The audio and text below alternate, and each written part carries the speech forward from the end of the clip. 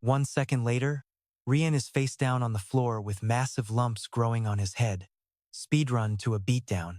She holds the report card up like a trophy. When I'm talking, you listen. Got it? Rena starts reading the grades out loud, cold as ice, but then her face goes totally pale. She looks like she's having a full-blown existential crisis. Her hands are literally shaking. She explodes, screaming, "Ranked at the bottom? What have you been doing in class?" Rian is already frantically stuffing his bags, shouting back, "What even is a phantasm schema anyway? Is that like an imaginary pregnancy or something? I have no idea what these teachers are yapping about."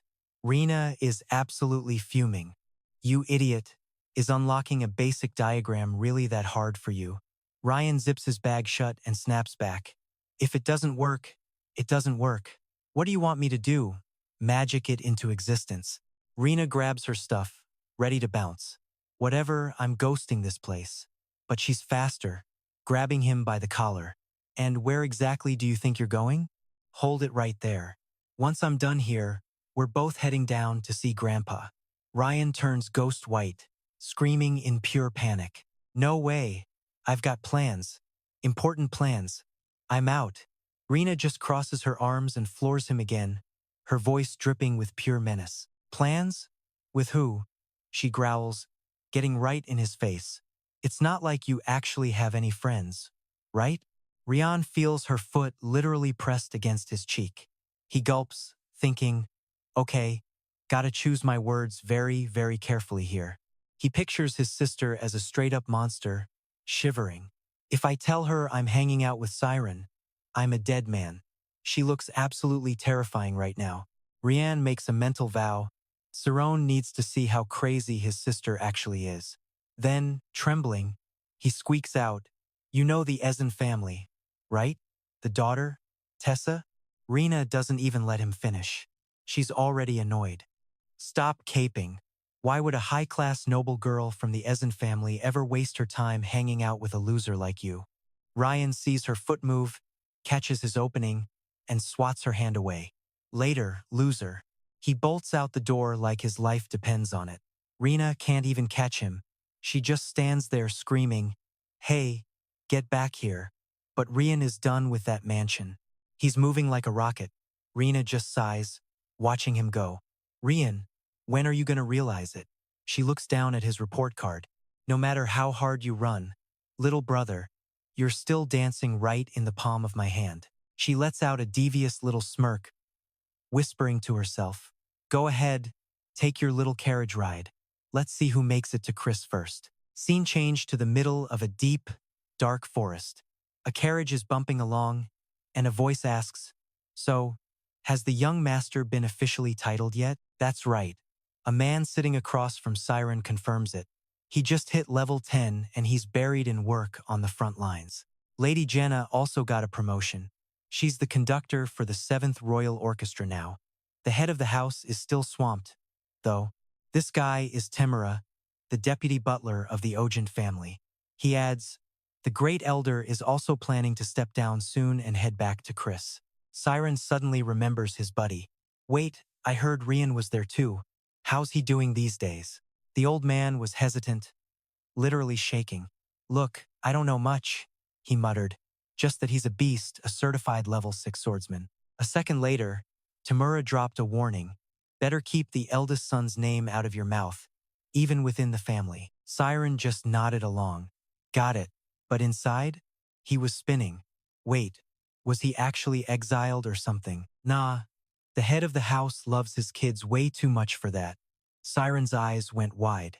It had to be politics. Always politics. The old guy sighed. "I think we'll see him soon."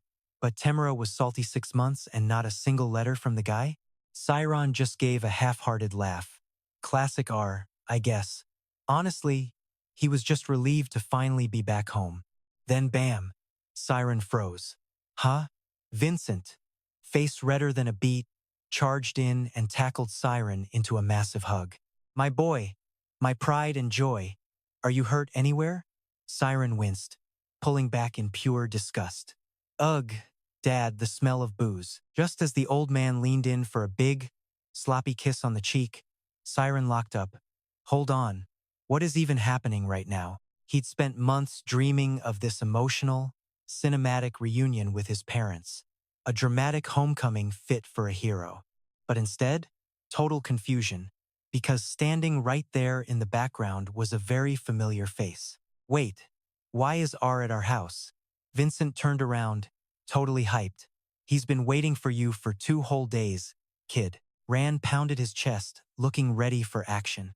Yo, we're chopping wood and going hunting, right? That's the plan. Real men gotta hunt.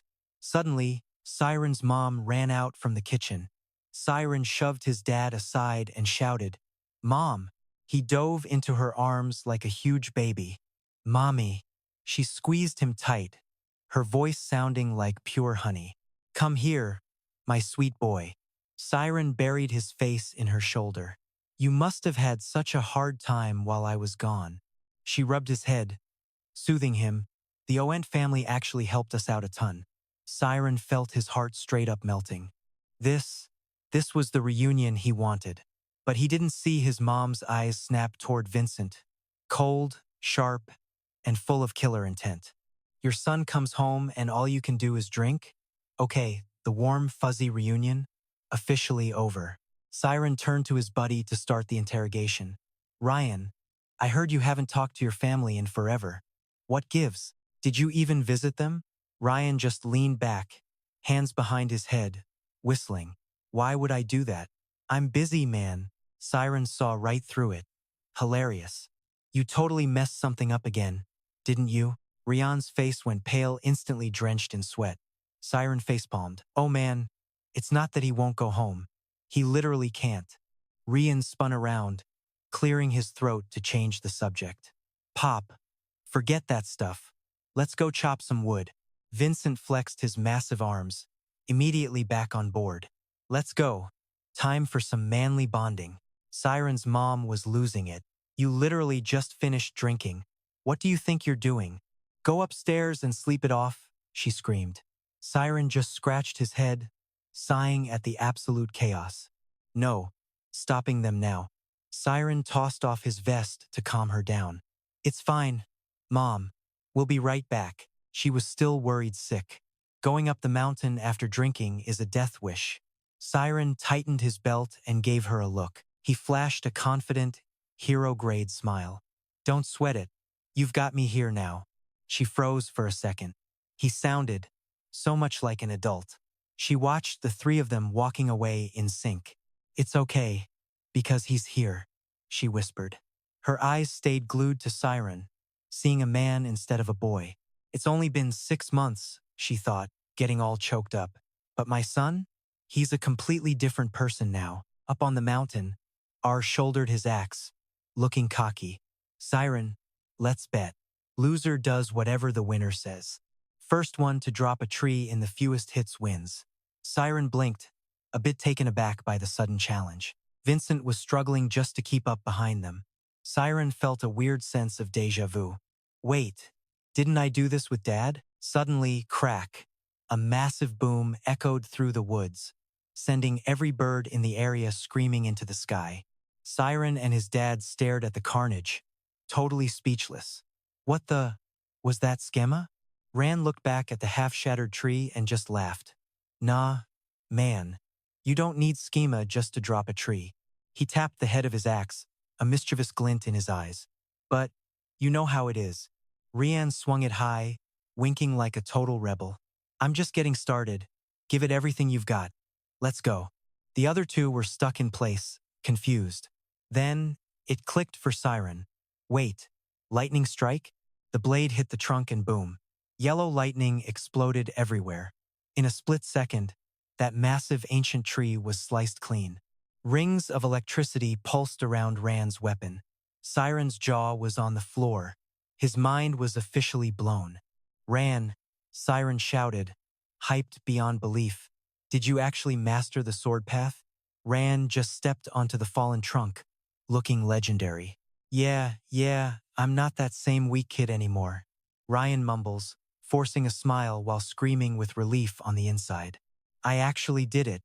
He's sweating bullets, thinking back to that duel with Siren and how terrifyingly close he came to catching an absolute L. But man, Siren really went and turned Ryan's wooden sword into straight-up kindling with just one hit. He's playing back Siren's legendary lightning strike move in his head, turns out. Our boy officially swiped the secret technique from his old man, Vincent. Vincent's over here like, how the heck did you pull off a lightning strike already? While Siron's just nodding along, totally hyped up on his own success. Back in the moment, Siron just starts laughing, the kind of laugh you make when you know you're the main character. All that insane training for 24 hours straight finally paid off. Vincent watches from the shadows, stroking his beard like, not bad. Even for a noble, this kid's got zero ego and actually listens. Plus, the kid's got that dog in him, pure grit, refused to quit until he nailed it. Vincent crosses his arms and leans over to his son, whispering, see that, Siren? I told you it wasn't going to be a walk in the park. You still think you can take him? Siren just closes his eyes, sounding cold as ice. If I want to win, I guess I'll just have to end it in one shot. Rian holds out his axe like a good bro. Here, use this. But Siren just breezes past him with a smirk. Nah, I'm good. He walks straight up to this massive, absolute unit of a tree and just places his bare hand on the bark. Ryan and Vincent? Totally shook. Siren shuts his eyes, feeling the vibes of the forest. Then bam!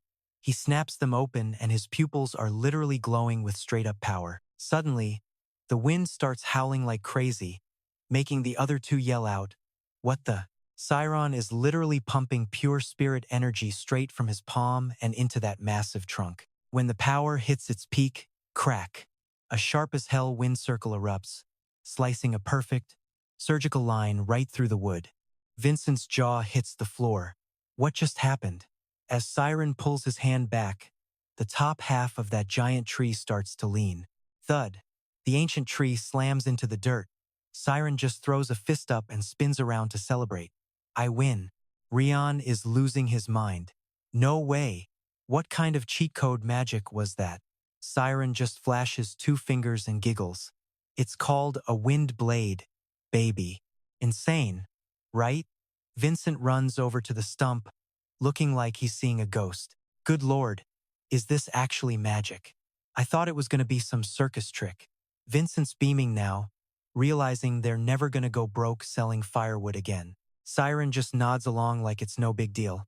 Yeah, Pops, just leave the heavy lifting to me. Rian watches them, thinking, this is unreal. It's only been 6 months. He forces a grin, but you can see the it's go time fire in his eyes. Fast forward to sunset. The sky is turning orange, and Rian's still standing there like a statue, whispering, I knew it. I was right about him from day one. Siren gets all bossy then. All right, new orders. Ryan, go move that mountain of wood. Rian's basically tearing up but has to follow along since, well, it's his job. Night falls, and everything goes quiet at Siron's place. The four of them are chilling around the dinner table, the fire flickering while Siron goes on and on about his wild days at the academy. His parents are loving it, laughing their heads off. Ryan just sits there, quietly eating and taking in the family vibes. Later, the lights go out, but then someone screams, You're actually going to Galleon Island too? Siren's just laying there all casual. Yeah, I gotta check out those Kogo ruins. Ryan flips over, eyes wide. Wait, what? Is this for a school project or something? Siren just makes up some random excuse. Nah, just need a vacation. It's a famous tourist spot, anyway. Ryan sits up, laughing. For real? Fine then. Then he breaks into a cold sweat. But, am I even ready for a trip like that? It's a big deal. Siren puts his hands behind his head. Who would have thought you'd come back from a sword academy with a girlfriend? Siren starts roasting him. What were you actually doing there? Studying or what? Coming here without going home first? Super suspicious. Man. Ryan jumps, scratching his head like he's trying to hide a secret. What? No, that's not important. And she is not my girlfriend. Siren gets real quiet. Fine. Just tell me if you have anyone you can actually bring along. Ryan groans internally. And here it is. the biggest roadblock in the whole plan. He imagines Siren blushing and looking down like a total loser. Siren's such an idiot. He's too scared to even look at my sister, the great witch, in the eye. There's no way this dude is ever finding a girlfriend. Honestly, let's be real. He doesn't know any girls. If he's flying solo, I guess I'll just have to tell Tess the truth. Ryan clears his throat. Look, if you don't have anyone. But Siron cuts him off before he can even finish. I got it. Siron stares at the ceiling, sounding dead serious. I'll bring someone. A girlfriend. She's coming with us. Rian's jaw drops, his face turning ghost white. Even Siren's parents, who were eavesdropping outside the door, are absolutely losing their minds. Rian stares out into the dark, gulping hard. Wait, are you actually a ladies' man? He sighs. Man, my sister is going to be devastated. Siren just looks confused. Ryan waves it off. Never mind. Then, out of nowhere, Siren asks, So, how's Reina doing? Must be nice having a sister that cool. Rian says, soundin' all shaky. Yo, you really think she's the goat or what? Rand pivots the convo fast before it gets awkward. Anyway, is your friend actually a baddie? Siren just blanks for a second before the praise starts. She's a straight-up 10. You jump back, shouting, For real? He warns him though, don't get your hopes up. She might just ghost the whole trip. Ran ain't having it. She sits up like a boss and gives the order. You make her say yes. Understand me? No excuses. Next morning, the sun is blazing through the window. Fast forward a few days, and Rand's gotta head back home to prep for the big move. To get Siren's old school buddy on board, they hit the road for Chris. He stands at the front door, clears his throat, and yells, Yo, we're back. His mom pulls out a green string with a clover charm. Siren, keep this on you. Siren's confused. Wait, what's this for? She presses it into his hand. It's a 4-leaf clover charm I made. Don't you remember? His mom keeps going. Back when she passed out from a crazy fever, he was right there, clutching that same charm. The memory of her sick in bed hits him like a truck. Until his mom finally broke the fever and woke up to see her son passed out right by her bedside. Her eyes went wide. She grabbed his hand, looked over at R with a smirk, and said, I'm putting my trust in you. She hands over another charm, telling him to watch over Siren. Cut to the Casis family, the absolute top-tier nobles of the Tomia kingdom. Their bloodline has this insane cheat code for memory, called the Red Eye. It gives them a crazy natural buff, letting them learn everything 10 times faster than any regular person. But here's the thing, they aren't thirsty for power. Nah, they vibe with much more chill, carefree ambitions. Their family is all about doing you, so every single one of them leaves a legacy in their own field. People call the Casis family the stars of the continent. Siren shows up at their gate loaded with bags, thinking about how he didn't even book an appointment before pulling up. He looks up, overthinking it. But what if she's not even home? I'm gonna look like a total clown. While Siron's stuck in his head wondering if he's gonna have to wait forever, 2 guys are already burning holes in him with their eyes. Siren tries to dip, but he looks around one last time and accidentally locks eyes with them. Awkward. A bodyguard clears his throat. Yo, who are you, kid? He intros himself fast. I'm Siron. Is Ami around? We were at the Magic Academy together. The guy just fake smiles, laughing on the inside. A friend? Yeah, right. Della scans Siren's whole vibe. Vacation just started and these flies are already buzzing around her? Give me a break. Kid's gotta be real confident in his looks. But even the royals can't get a foot in the door here. You clueless or what? He gives a fake nice grin. Let me check. Hold on. Then he whispers back to Hoken, Yo, go deal with this. When Hoken doesn't move, Delis's eyes turn cold as ice. He barks out, What the hell are you doing? I told you to go check. Hoken just grabs his sword, looking lost, and salutes. Sir. Seconds later, he's on his horse zooming off. Delis turns away, muttering to himself. What is his problem? He keeps staring at Siren, trying to guess his deal. This kid feels a bit different. Is he some protege from a famous family? Finally, Deli speaks up. You mind telling me which family you're from? Before Siren can even answer, Hoken comes flying back yelling, Commander. He jumps, acting surprised. Oh, you're back already. Inside, he's cooking up a lie to kick Siren out without looking like the bad guy. Delis rushes him. Well, she said she's too busy today, right? But Hoken shuts that down quick. Nah, she said to let him in. Delis is already mid-rejection. I knew it. Look, kid, sorry, but she's a very busy woman. So, then his brain finally catches up. Delis spins around and screams. Say what? Hoken hops off his horse. No cap. Then, from way back, a fancy carriage starts rolling up. A voice booms out, it's the lady herself, and two white horses pull into view. The driver yells, orders are to escort this guest. His eyes go white, sweat soaking his shirt. He gasps out, what the hell is actually happening right now? The head butler steps down while everyone's jaws hit the floor. Delis and Hoken snap into a salute. Welcome to the Casis estate. He walks up from behind. Welcome. Odal gives a friendly smile and introduces himself. I'm the head butler. Siron smiles back. I'm Siron. So, she really is home. Thank God. Those two guys in the back are losing their minds. Is there some big event we didn't get the memo for? Delis is having a midlife crisis. Meanwhile, the butler puts his hand over his heart to start the real talk. Pardon the disrespect, but before we head to the main house, there's one thing I gotta verify. Siren blinks. Verify what? Elle says it straight.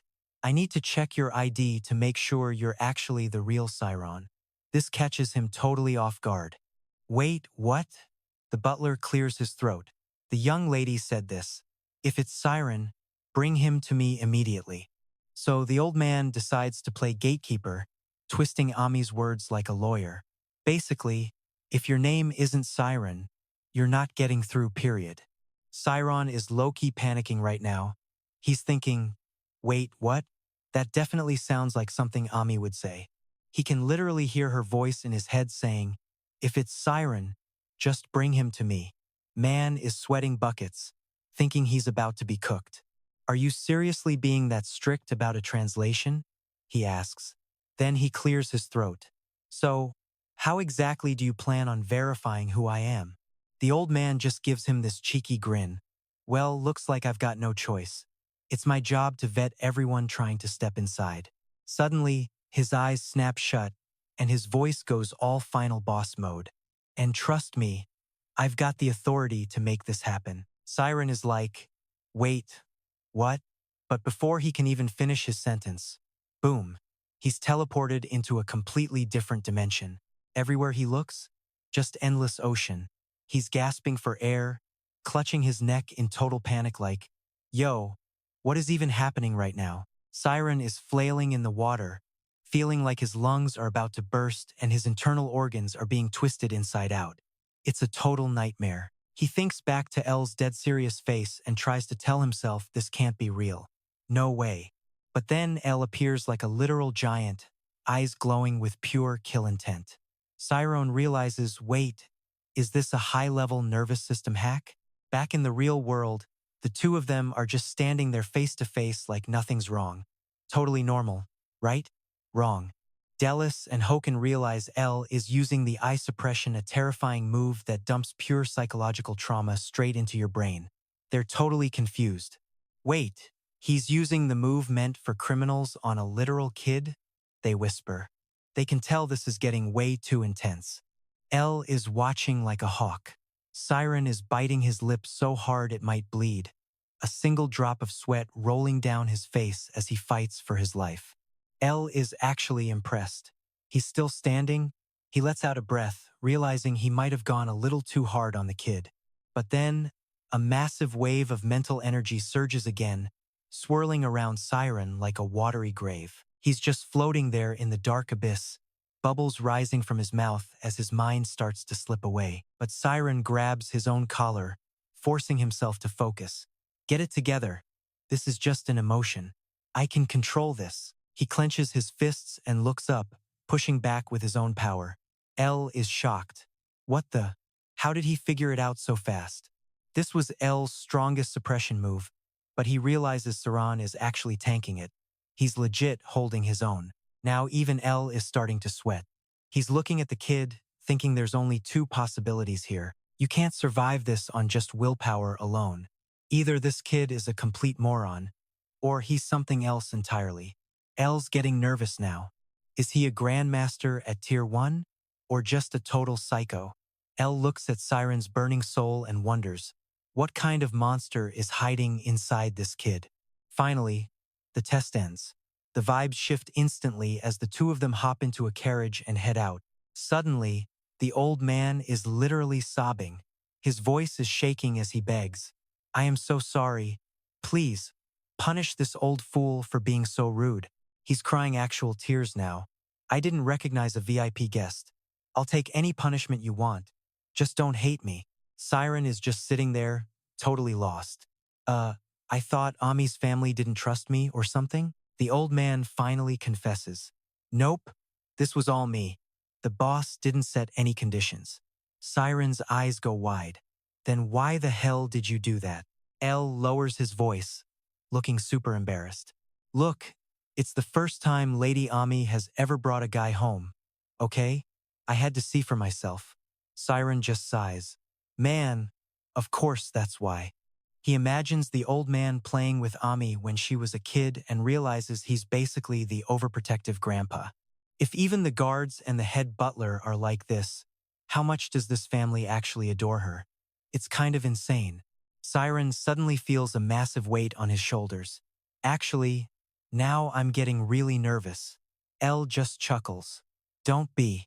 Though, it might be more than you expected. Inside the mansion, we see Ami. Her bright red hair is catching the light as she looks out the window. She's just in her pajamas, whispering to herself in surprise. He actually showed up? No way.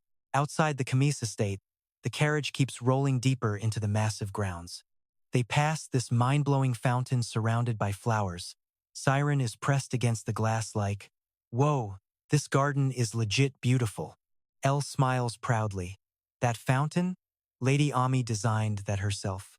He adds, in this family, everyone has their own space and they decorate it however they want. Total creative freedom. Siren is seriously impressed. He notices the fountain uses light refraction classic Ami. She's always been a genius. Elle isn't surprised he noticed. He calmly mentions, everyone in the Casis bloodline has the blood eyes. With that power, they're basically the goats in every field they touch, Elle explains. Nothing is impossible for them, because they're all so cracked. They usually stay out of each other's business, he says. He tells Siron that even when the academy was attacked, the family head just checked if Ami was safe and then let her handle the rest. Siron is just like, damn, that's cold, but also kind of cool. Siren's head is spinning, he's thinking, man, is this girl's life actually in danger right now or what? But the butler just shrugs it off, saying it's not a lack of love, it's just their crazy family code. Apparently, our girl Ami had to survive some serious struggle when she was a kid. Hearing that makes Siren pull a pained face. But then the butler keeps going lately. Ami's been different. Like, she's actually vibing with her work and enjoying herself now. Just like the rest of the family. I believe it's all thanks to you, Siren. Thank you. Siren is straight up shook. He had no idea he was the reason for Ami's glow-up. He tries to play it cool. Who, me? No way, man. But his face says he's not so sure. I'm positive, the butler insists. A few moments later, he's leading Siron right into the heart of the Casis lion's den. Clutching a gift basket like a shield, Siren's looking around thinking, I'm terrified. Please don't let them kick me out at the front door. Master, Lady Ami's friend has arrived, the butler announces. Suddenly, this noble lady in a bright green dress comes sprinting out holding her skirts. She's high energy and totally chaotic, scaring the living daylights out of Siren and the butler. Meet Isis Camis, the lady of the house and Ami's mom. Isis gets right in his grill, inspecting him. Oh, a man. A real, live man. Siron realizes instantly she's a carbon copy of Ami. He tries to be polite. Hello, but Isis just drags him inside and cuts him off. Forget the intros. She's literally hauling him through the halls, shouting, "Honey, look what I found." She shoves him into a chair and turns up the volume. Ami's boyfriend is here. Siren starts stammering. Wait, but then a deep, heavy voice cuts him off. Say what now? The voice is ice cold, making Siren freeze in his tracks. Over there, hidden behind a newspaper, is a man rocking the Camis family ring of power. That's Sakura Camis, the big boss and head of the family. He peers over at Siron. My daughter's boyfriend? Siron is sweating bullets, panicking. No, sir. It's not like that at all. Right on cue, two more guys stroll in to make things worse. A boyfriend? Should we take a look at this guy? That's Varian Camis. The oldest brother says it with a chilling voice, looking for the guy who stole his sister's heart. Behind him is Ares, the second son, acting all fake nice. Me too. Let me see. Ares chirps. Siren is officially paralyzed with fear, literally dripping sweat. Facing the three most powerful dudes in the family, Siren's inner monologue is just screaming. I am so cooked. He forces out a greeting, but the pressure is unreal. This is 10 times harder than any magic duel he's ever had. The way they're staring, it's like they're burning his image into their brains forever. He squeaks out, my name is Siren. Isis sits down next to him, totally fangirling. He's actually so handsome.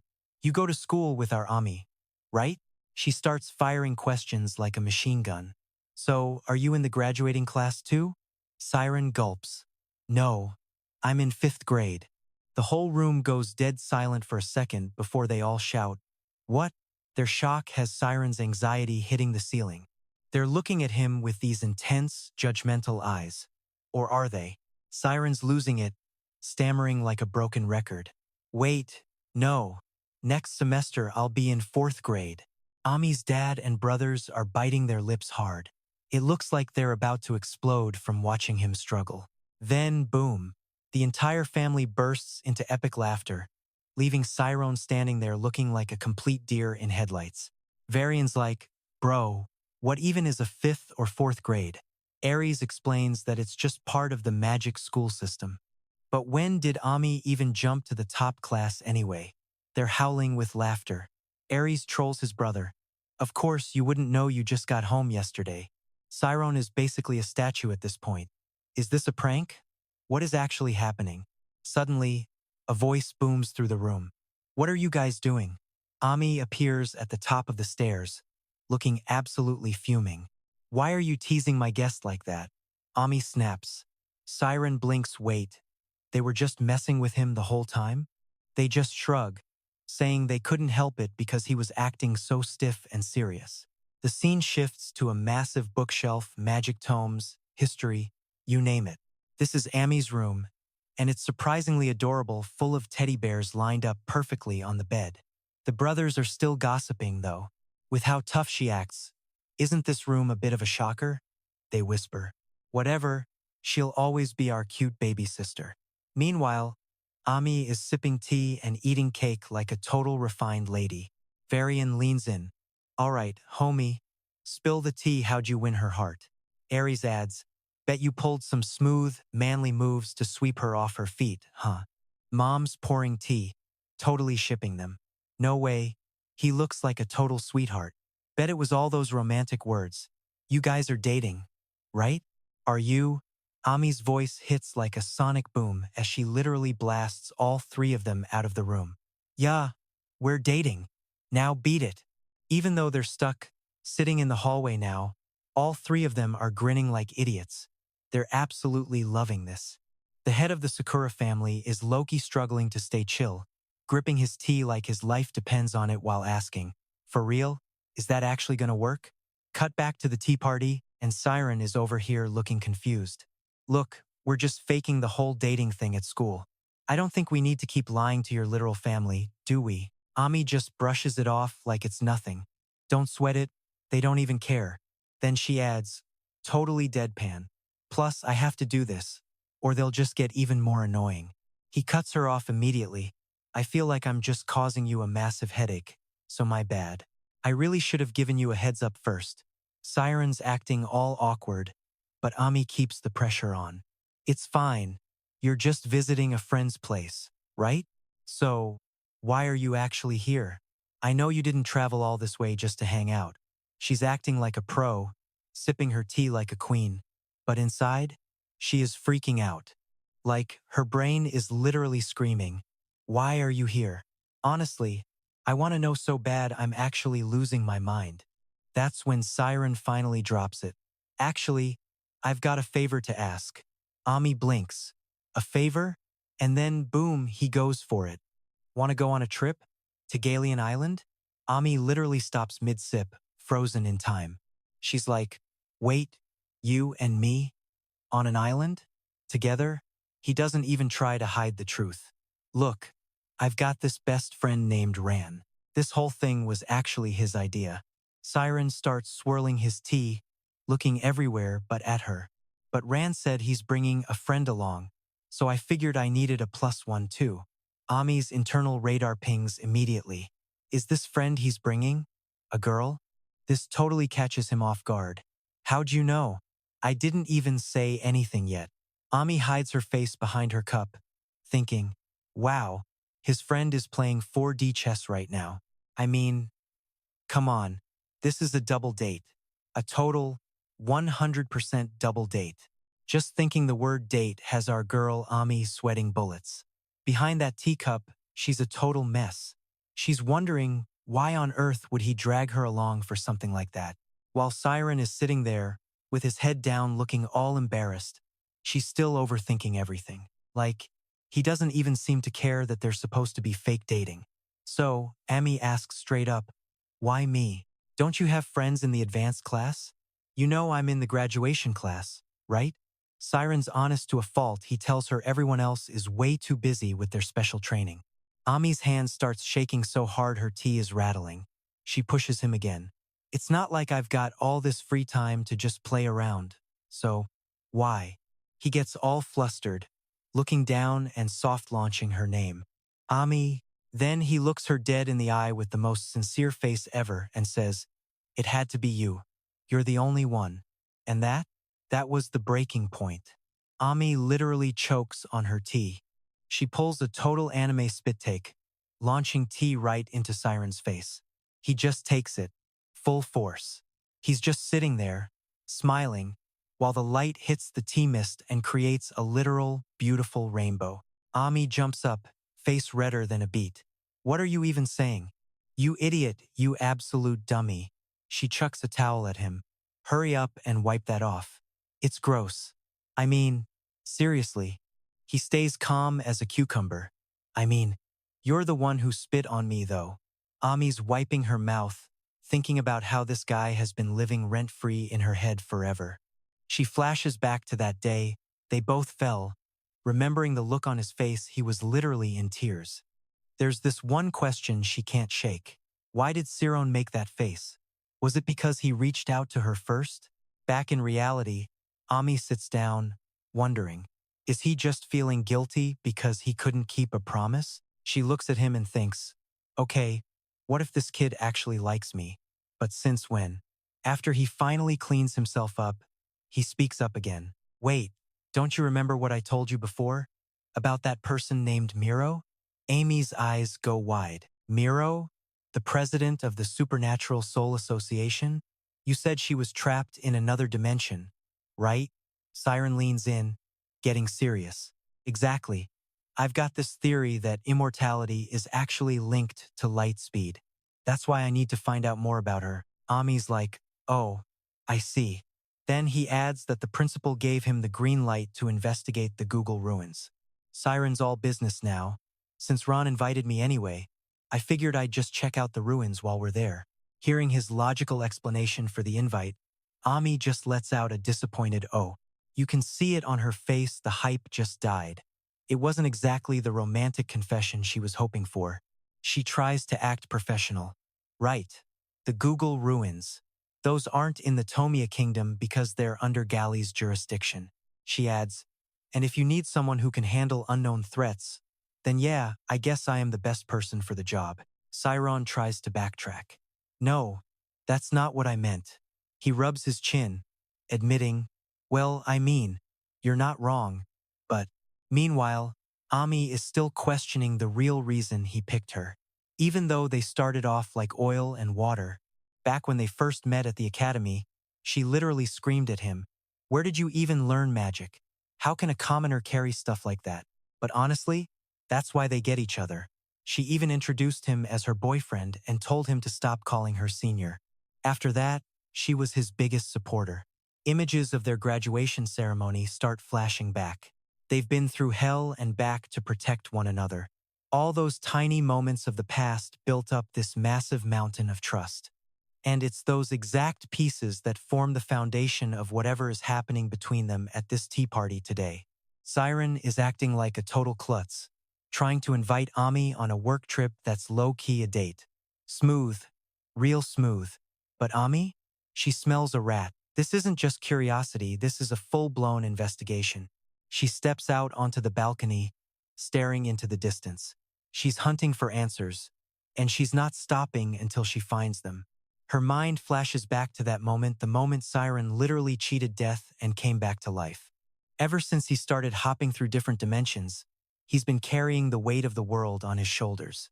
Ami glances back at him, wondering, what kind of nightmare is this guy hiding? Look, she's reached her limit. She can't just sit back and play dumb anymore. Seeing him sitting there all flustered, she thinks, if I don't look out for this guy, who will? I mean, he even tanked the teleportation tests just to keep his secret safe. Then, Ami just drops the mic. Fine, let's go. Siren's jaw hits the floor. She just flashes him a big cheeky grin and says, destination, Gallo Island. Smash cut to the next morning at the Owen family mansion. Tess stands there, keeping it professional. Hi, I'm Alentes. Right on cue, a guy from the clan walks up to her and ran. That's Ozen Bob, the big boss of the Ozen family. He's all smiles. Ah, the famous Ellen name. I've heard plenty about you. Aren't you guys the legendary diplomats? Bob kicks back and asks, so, how's your old man doing these days? Ran is standing in the back with a total all according to plan face. He's low-key, smirking. No cap, he's feeling himself right now. After crashing at Siren's and using Tez as his human shield, his master plan to get his vacation approved worked on the first try. Easy money. Tez jumps right in to answer. My dad? Oh, he's out in the occupied territories. But don't worry, he's still practicing his sword skills every single day. Real talk though, Tess has zero clue where her dad is or what he's doing. She's just standing there laughing awkwardly like, I'm just gonna leave now. Bye. Bob nods along. I get it. A man who built his rep on the blade is just built different. The Owen family is all about that brute force. But as in swordsmanship, that's the peak of pure sharpness. He looks at his son and throws some shade. And this lady is a genius at the academy, unlike you. You finally found yourself a good girl. Huh? Ran nearly trips over himself. Whoa, Dad, chill. We aren't dating. We're just friends. Just normal friends. While Tez is fuming in the corner, Rand tries to seal the deal. So, you gonna let me go on this trip or what? The academy is brutal, I need some R&R. Bob pulls out a piece of paper, looking a bit hesitant. Well, I guess you have been working hard. He's looking at Rand's report card. Wait, you actually opened your schema? This is the official power-up certification from the Ken Academy. Rand's standing there with a villainous grin. A legit certificate proving he's leveled up. Rand's ego is through the roof right now. He's literally gloating inside his head. I mean, it's just a fake schema certificate, basically a worthless piece of paper. But for a little con like this, he stops dead when he sees his dad's face. Bob's lip is trembling. He's deep in thought, then he lets out a huge sigh. You did it, son. You actually did it. I'm proud of you. Rand starts sweating bullets. Is he actually crying? Holy hell, I've never seen him like this before. Suddenly, Bob snaps out of it. Wait, where's the actual transcript? Rand nervously replies, my sister's got it. She said she'd show it to Grandpa later. Before the old man can ask questions, Rand pivots. So, Can I take it now? Ran looks his dad straight in the eye. You promised me Grandpa's sword if I ever unlocked my schema. Time to pay up. And just like that, he's marching toward the family vault while Bob yells after him. Fine. Fine. Since you unlocked your schema, I guess it's time you learned the legendary ON family sword arts. Ran is now standing in front of a massive, heavy door. He pulls it open, and the light from inside is absolutely blinding. Bob is still confused behind him. Wait, I thought you were going on vacation. Why do you need a sword? But Ran isn't listening. He's staring at the massive great sword hanging on the wall. He stares at it for a long beat, feeling all nostalgic. This is it. The legendary blade he's wanted since he was a little kid. The great sword. The symbol of pure grit and the absolute pride of the Owen family. Everything in this mansion, even the driveway, was designed to look like this blade. Right then, the sword clicks off its rack and starts to fall. Ran catches it with one hand, thinking to himself, yeah, without schema, this thing is basically a giant paperweight. This sword is stupidly heavy, like unreal levels of heavy. He puts his back into it and gives it a test swing. He thrusts it forward, muscles bulging. He looks cool as hell, not impossible to use. He mutters, feeling confident. He slaps the giant blade onto his back and walks out like a boss. Now, let's rewind to a few days ago. In the dead of night, Siren turns to him and says, after the break, I'm heading to the ruins alone. Ran is like, excuse me? Alone? In your dreams, buddy. Siren tries to play the it's too dangerous card, but Ran shuts that down fast. That's exactly why we're going together, man. What kind of knight lets his master go solo? Don't even think about ditching me. I'm your shield, remember? Basically, this trip, it's his first official mission as Siren's knight, and he's not failing this one. Just then, the butler bursts in with the news young Master Siren has officially arrived. Everyone in the room, including Tez and Bishop, basically snaps their necks turning to look. Footsteps echo down the hall, but it's not just one person, two figures step through the doorway. Siren leads the way with Amy right behind him. Hey there, still kicking? He chirps. Bishop's like, kid, I heard you've been absolutely killing it lately. Siren does a little bow, hand on heart, grinning like a madman. Rank 4 already, baby? And honestly, I owe it all to you. Bishop plays it cool. Nah, that was all you, kid. But inside, he's freaking out. This kid just started school and he's already rank 4? Unreal. I knew he was a prodigy, Bishop thinks, but this is insane. Then he spots the girl standing next to Siron. And who's the lovely lady? Is she your partner in crime? She gives a polite bow, then flashes a smile that could light up a whole city. Name's Amy Casis. Boom. Timura and the head butler nearly faint on the spot. Tess literally chokes, covering her mouth. Casis? Wait, that name. No wonder it sounded so familiar. Bishop's jaw hits the floor. He's standing there like, hold up, the legendary Casis family? The most prestigious magic royals in the land? He's staring at her like she's a ghost. And this girl, she's Siren's traveling companion? Honestly, when Ran first took that knight's oath, his old man thought he'd basically ruined his son's life. But now, he's low-key worried that Ran is actually the one dragging Siren down. Looking at these three, he's like, well, at least Ran finally unlocked his schema. Plus, they're rubbing elbows with actual royalty. As a dad, he can't even hide how hyped he is right now. Meanwhile, Ran is in a massive rush. Okay, we're out. See ya in 10 days. He screams, already heading for the door. Bishop tosses him a fat bag of gold for the road. Ran opens it and holy moly, it's packed with shiny gold coins. Ran is sweating bullets, thinking to himself, move, move, move. We gotta get out of this house and disappear before the truth hits the fan. He grabs Siren's hand and starts hauling him toward the exit. We gotta go. Like, right now. Timura, get the carriage ready for the port. Timura's like, on it, sir. Safe travels, everyone. But Timura's got a secret hidden in his shirt. Ran's actual report card. Master Ran, I can stall for maybe 10 minutes. Good luck. You're gonna need it. Cut to the carriage outside. Ran is losing his mind. I told you, no maintenance. Just drive the damn thing. The driver's not having it. Sir, if I don't check the wheels, we're gonna end up in a ditch. Dead. Not happening. While Ran's panicking, Tess is over there just mesmerized. This is nothing like what she imagined. She thought Ran's master would be some hot-headed, loyal meathead type. Nung Thay Vau Da? He looks like a total noble. And Amy? The star of the continent? This group is absolutely stacked. She walks up to Amy, all friendly. I'm Ulgentis. Nice to meet ya. Amy smiles back. Amy Camis. Pleasure's mine. Then Siren steps up. Arian Siren. Nice to meet you. Tez pauses. That name? Arian? Wait. She's searching her brain. She's never heard of a prestigious Arian family before. So, Arian, you guys from Chris or what? Siren's just blunt. Nah, no family here. I'm just a commoner. Tess freezes. Brain.exe has stopped working. Amy just crosses her arms, watching the drama unfold.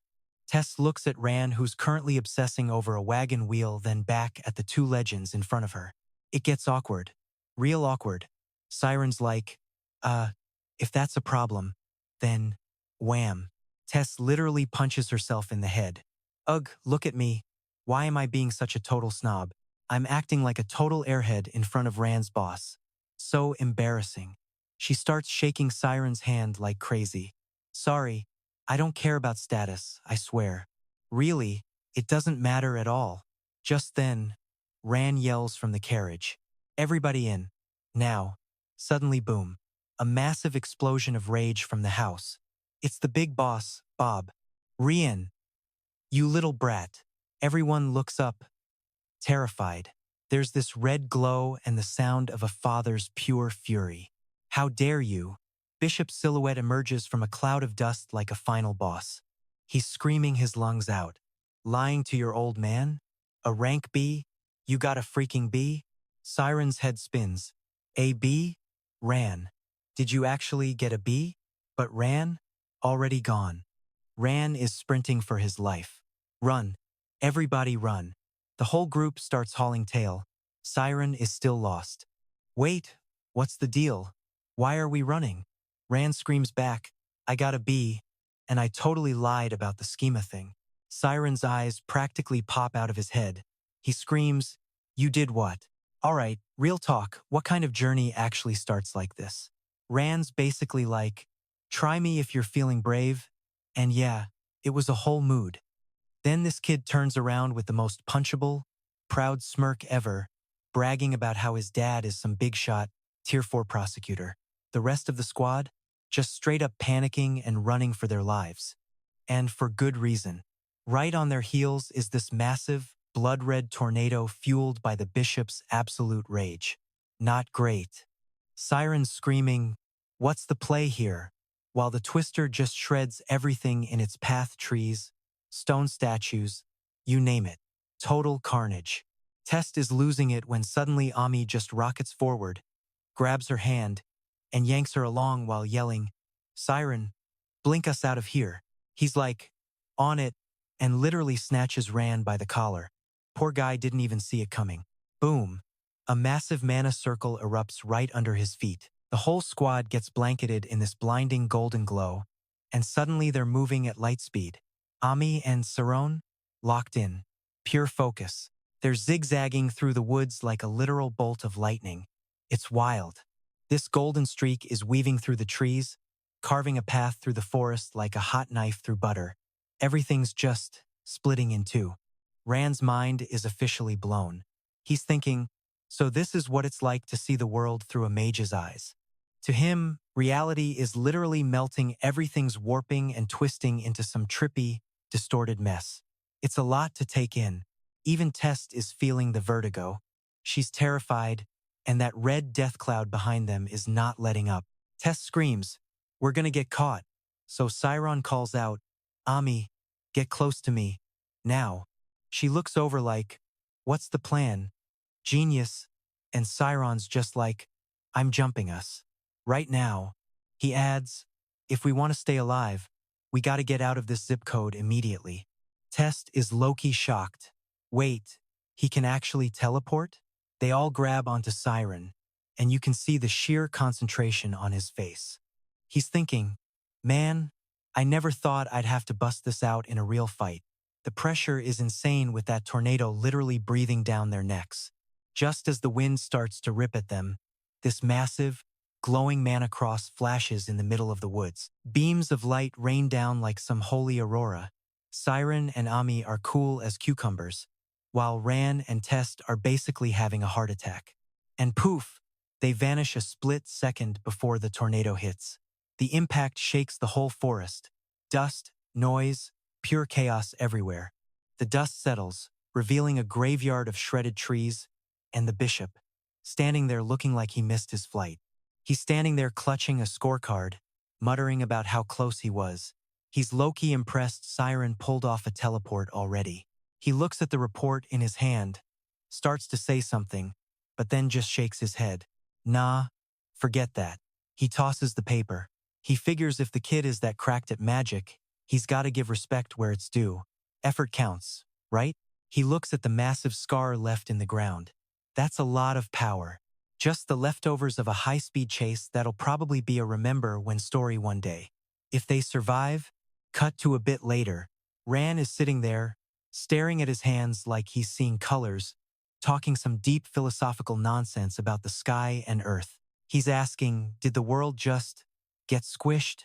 They're safe in a carriage now, but his brain is still buffering. He's like, that was sick, though. What even was that? Siren just shrugs and goes, it's called blink, or teleportation if you're fancy. He admits it was his first time doing it in a life or death situation. So yeah, he was sweating a little. Then Ami chimed in. She points out that it's not exactly a beginner spell. It takes an insane amount of focus to pull that off without ending up stuck in a tree. Test is just sitting there like, am I the only one who doesn't get what's happening? She's totally lost. She's overthinking everything, frowning to herself. Like, first he dodges everything with crazy reflexes, and now he's messing with space-time magic? She's trying to rationalize it. If he was some elite student from Casis, sure. But him? She's like, didn't you say you were just a regular guy? Ami's still shocked too, asking him when he even learned that move. Test finally snaps and asks, Siren, seriously, how do you even learn magic like this? She thought you couldn't even get into magic school without unlocking some fancy spirit realm thing first. Ami looks annoyed at the question, but Siron just stays chill.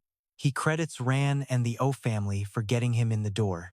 Tess nods, like, oh, okay, that makes sense.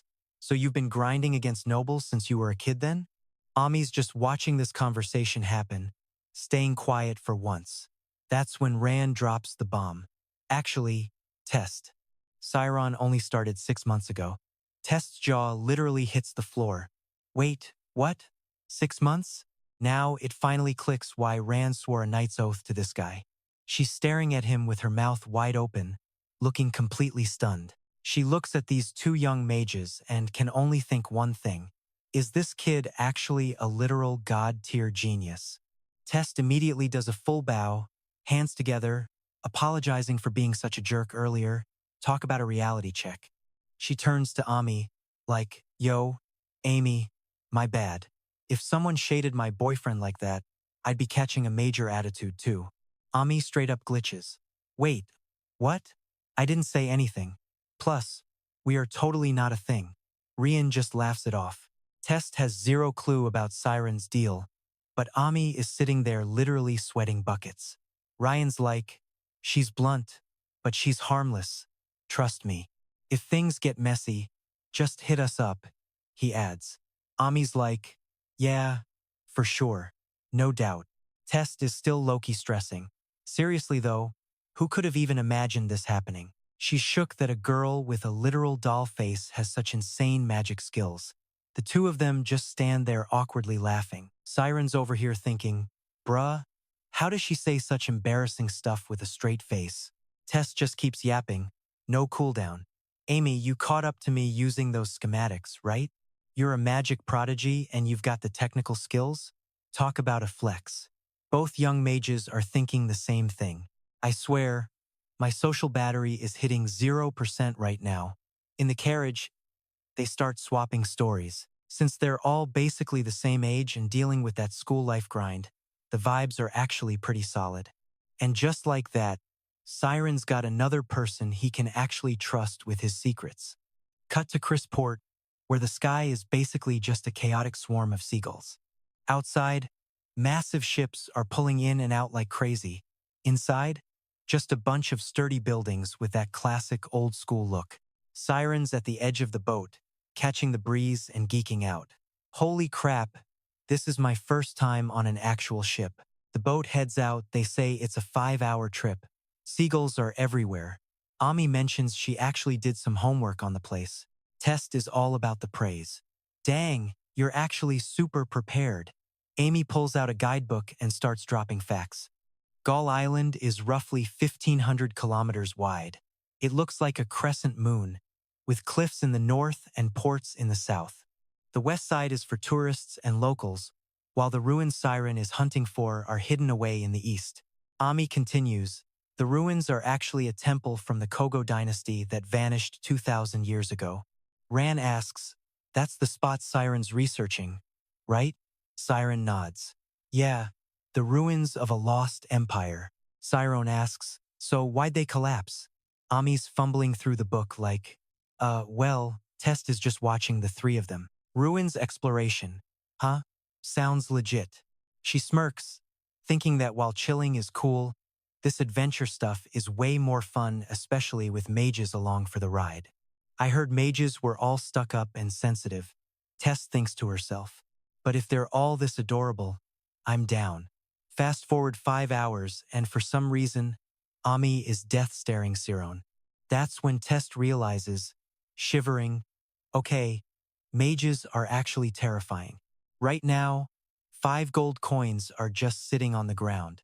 Ron is grabbing Ami's wrist, and Tess is wondering why Siren is acting so weird. Rand's like, this is so not like him, but Ami just says, I get it now. Tess leans in, sounding all mysterious and dangerous. They're totally in that love-hate phase, aren't they? To understand this hot mess, we gotta rewind 1 hour. Back to the past, on the cruise to Gull Island, Ami sees the drawings in the guidebook and shouts, wait, did you draw this? Ami is impressed. You're way too prepared. Siren's like, the detail is wild. Ron adds, your art skills are cracked. Now everyone on the boat is staring. Ami turns bright red. Stop, guys. It's not even that big of a deal. She adds, I was just looking into why the Kogo civilization actually went extinct. Test whispers to Siren, look at her blushing. So cute, but he's locked in on the drawing. According to Amy's research, the Kogo people treated the lup root like it was sacred for their rituals. Ami adds, but the lup plant is basically a massive stimulant. Eat it and you go into a full-on trance. They thought they were meeting God, she says. Most people think they collapsed because of some holy war. But now scholars think they didn't fight over religion, they fought because they were all hopped up on lup. Siren leans back, thinking, that's wild. A whole civilization destroyed by a plant. Ami keeps reading. The descendants of the Kogo people are still living in the center of the island. The Kogo Autonomous Zone. Tess gets hyped. Are we going there? Ami's voice goes soft. I wanted to, she says, closing the book. But outsiders are strictly banned from entering. I even checked with my big brother just in case, but he was a total hard no on the idea. Big rip. Siren's memory finally kicks in. Oh yeah, you mentioned Ares was an explorer, right? Amy flips through her notes. What did that old man even say? He's all ears. Apparently, the total collapse of a civilization isn't just for dusty old scholars to worry about. She keeps reading. If you want to know their secrets, you've got to pay a price way heavier than just an entrance fee. That gets Siren thinking. A price heavier than a ticket? He turns to Amy. What do you think it is? She just slams the book shut. No clue. Honestly, that guy thinks talking in riddles makes him look cool or something. Just say it straight. Seriously, what a jerk. Rianne looks over at Test, totally confused. What's on your mind? Solving a puzzle or something? She just shrugs. Yeah, it's a total mystery. While Rian's just vibing like a goofball, Test is playing detective. She's watching Amy's every move calculating. Amy said she was just taking a peek, but she's basically doing a deep dive investigation. Plus, she came all this way just to help Siron. She even pushed back her advanced classes and sucked up her pride to ask her brother for help, and she absolutely hates that guy. Tess thinks to herself, my gut is screaming. Amy's definitely caught feelings. Right then, a shout breaks the mood. Land ho! Look over there. The other tourists are losing their minds. Check out that water. It's gorgeous. I'm jumping in the second we dock. They stare at the island, thick green jungle, and a tiny little port. Gallon Island, baby. Test leans over and whispers, Yo, Ran, let's play wingman for Amy and Siren. Okay? Ran smirks. Plan B it is. I like where your head's at. Both of them are hyped for the mission. Test is secretly thinking, hey, while we're playing captain for their ship, maybe Ran and I will get a little closer too. They say love hits everyone eventually, right? No one's safe from the arrow. Scene change to the docks. The boat finally anchors. Someone screams at the top of their lungs, Dolphin Inn. Best spot in town. A local's out here hustling. Cheapest beds on the island, and the food? Absolute fire. Another one yells, Southern seafood over here. Best you'll ever taste. One guy runs up with a huge grin. Let me grab those bags for you. I'm built different, I can carry anything. Tours over here. We provide the snacks, the beds, the whole vibe, come on. Test is just over it. Good grief, it's pure chaos here. Siren tries his best to be polite. Sorry, we're gonna discuss it later. Amy whispers, stay sharp.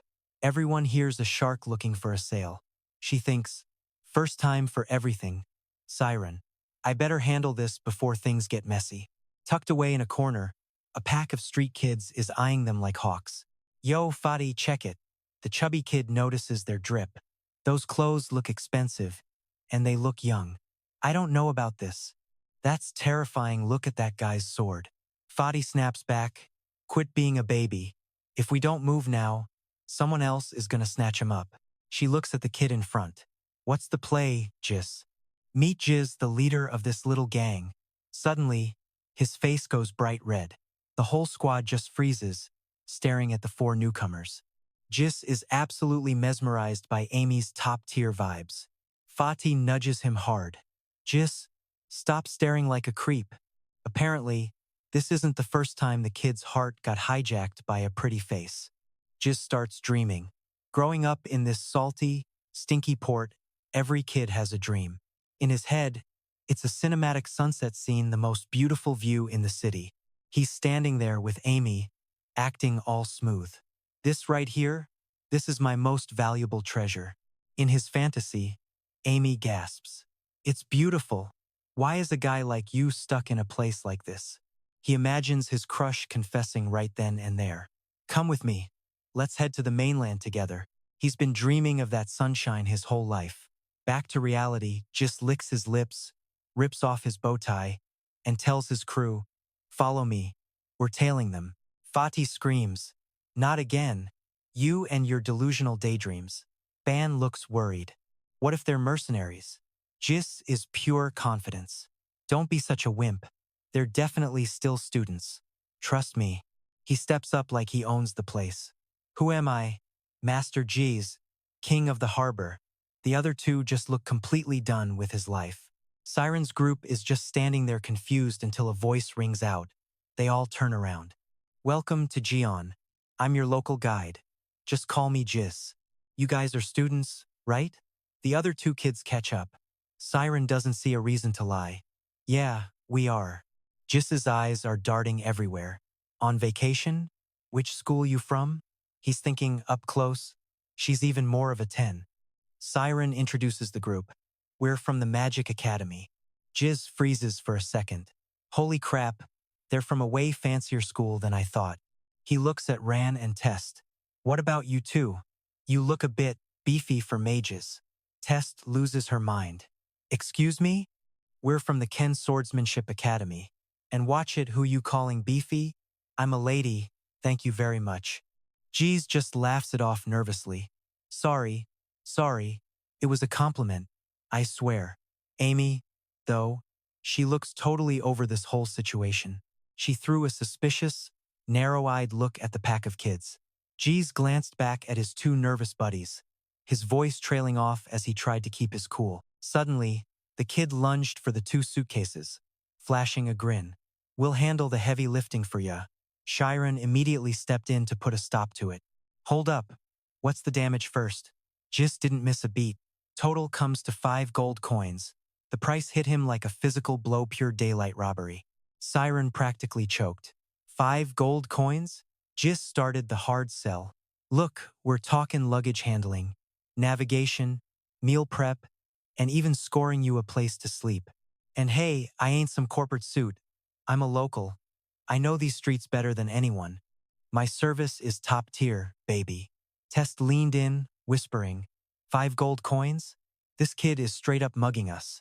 Even though he agreed to pay, it still felt like a massive ripoff. The kid started raising his voice, playing the victim. Man, give me a break. You kept me waiting so long all the other customers bailed. You gotta take some responsibility here. Right then, Ami stepped out from the shadows behind them, making Siron jump nearly out of his skin. She cut straight to the point. We don't need a guide. Jeez froze, his confident smirk crumbling in an instant. The sweet, gentle image he'd built of her in his head shattered. Ami coldly pulled out the cash and thrust it toward Jeez. Here's your 5 gold coins. Now beat it. Ban and Fadi didn't hesitate. They lunged for the coins, eyes sparkling. Wait, we actually get to keep this? Seriously? They were over the moon. But Jis? He was vibrating with rage. He bit his lip so hard it almost bled, his eyes turning bloodshot with pure fury. He stepped forward, swatting his friend's hands away like they were nothing. You think we're just some charity case? Some beggars? Ban panicked. Wait, Jis. But the kid's pride was already in the driver's seat. Who do you think you are? Just ignoring me like that. Think you're so much better than us? Ami just gave him a calm, mocking little wave. Oh, I remember now. It's been a while, so it slipped my mind. Her hand tightened into a fist as she spat back. Trash, like you should have just been punched in the face from the very start. The crew had to rush in to hold her back. Ami finally cooled it. Tess tried to talk some sense into her. Don't go looking for trouble. They know where we go to school. Remember? That's exactly why these little roaches are such a pain. Ami screamed back. Her words cut right through Jis's burning anger. They take our cash as a guide fee, then vanish with the suitcases the second we blink. They've definitely got some street gang backing them up. Amy wasn't done yet. She went on a tear, claiming they probably rounded up every homeless orphan in the city just to train them for this exact scam. Siron stood there, stunned. He wasn't expecting her to go from 0 to 60 like that. But then, something shifted. Siron saw it, a glimpse of the darkness within himself, a shadow lurking among the kids that only he could perceive. It was staring back from the pits of his own eyes. It was like looking at a version of himself from a lifetime ago, a ghost from his past, wearing a mocking, twisted grin. That shadow drifted through the crowd of kids, its eyes locked onto Siron, mirroring the very way he was staring at it. Without thinking, he reached out and grabbed her wrist to stop her. Ami froze, completely caught off guard, and turned to look at him. Tez and Ran were just as shocked, their faces a mask of confusion. The whole world seemed to blur out as Siron finally spoke up to end the madness. Ami, stop. Let's just go. She turned back, her eyes wide with disbelief. Why are you stopping me? You know exactly what kind of people they are. You know better than anyone. Siron hesitated, the words catching in his throat for a second before he answered. You're right. His expression turned dead serious, his voice wavering slightly. But I just don't want to see you acting like this. While those two were locked in their little disagreement, Jis was in the background, literally shaking with rage, his face turning a deep shade of purple. He spun around and barked at his friends. Give him back. Fadi groaned. Again? Really? Just snatched the gold coins back. You really want to be looked down on that bad? The kid stormed right up to them, screaming at the top of his lungs like a maniac. You arrogant nobles. You think you can just toss 5 gold coins at people and expect us to be happy? You think this is some kind of game? I bet you're loving this, aren't you? With a look of pure disgust, just threw the coins onto the dirt right in front of Ami. She didn't even blink. The money didn't matter, all she cared about was the weird way Siren was acting. The gold coins just sat there, ringing softly as they settled in the dust between them. The kid turned on his heel to leave, throwing one last sharp, venomous glare over his shoulder. What a bunch of freaks. The island kids disappeared into the crowd, leaving the two of them standing there, hand in hand, but feeling miles apart. Ami finally turned away. Fine, let's just grab a carriage and head back. Meanwhile, Ran was busy picking up the gold, wondering why Siron was being so weird. That wasn't like him at all. Test punched his palms together with a loud smack, thinking to himself that this definitely wasn't Ami's fault. Watching them walk away, she figured Ami had every right to be pissed. Siren totally bailed on her when she needed him to have her back. Tess clenched his fists, getting all hyped up. Is this that star-crossed lovers drama I've heard about? Ran just looked at her like she'd grown a second head. She tried to hide how emotional she was getting, nodding to herself. Yep, one-sided love. Classic. Definitely what's happening here. Cut to a dark alleyway near the docks, where a voice started screaming, "You absolute moron." Fadi was laying into him. Why the hell did you give the money back? 5 gold coins is enough to keep us fed for days, man. Just snapped back, his eyes blazing. Don't you guys have any self-respect? He spat on the ground. I ain't taking nobody's pity money. Ban just looked confused. So, what now? Money is just money. Jiz is losing his mind and screaming. Ban just shrugs. That's why they call us trash. Man. But we are beggars, bro. Plus, admit it, you've got a massive crush on that redhead, don't you? Jiz snaps instantly. Shut up, no way. Are you delusional? You think I'd like someone like her? Ban smirks. Sure, buddy. You always act like a stubborn brat when you're catching feels. Potty just sighs. Forget it. If they're dropping 5 gold coins like pocket change, they're definitely heavy hitters with high status. We're weeds on the road, they're clouds in the sky. Stop dreaming. Just closes his eyes, trying to brush it off. So what? I'm gonna own this entire port one day. Those nobles? Literal nobodies to me. Then a gravelly voice stops their hearts. What are you little runts doing in my alley? A massive shadow looms over them, standing tall like a freaking mountain. This guy's got gold teeth mixed with gaps, a real dental nightmare. He's biting a cigar and grinning like a cold-blooded shark. He cracks his knuckles, the sound echoing. You kids think money grows on trees? Like you can just throw it away? The kids are shaking. Asterisk. Why is Pankoa here? Asterisk. Meanwhile, at the Magic Society HQ, a literal skyscraper, piercing the city clouds. Inside Investigation Unit 3, things are getting ugly. Screams of pure agony are echoing through the halls. Stop. Please. The interrogation room is a total wreck. Tables flipped, chairs smashed, and blood splattered across the walls like a horror show. Don't hit me again. Please. Just tell me. Why? A steel pipe swings down with a sickening times thud asterisk. Cold silence follows. Fine. Sakari, the lead investigator of Unit 3, stands there holding his weapon like it's a baseball bat. Guess I forgot to mention something. The prisoner, legs broken, bleeding out, screams. Are you insane? You're out of your mind. You can't just beat me half to death and call it an investigation. This is illegal, you psycho. Meet Lucas, Class B criminal, escaped convict, and the main suspect in the Academy incident. Sakari just shut him up with a jaw-breaking swing. He tosses the pipe aside and stretches. Asterisk sigh. Asterisk. That's enough cardio for today, I guess. My back is killing me. Sakari grabs the guy's hair and slams his face into the table.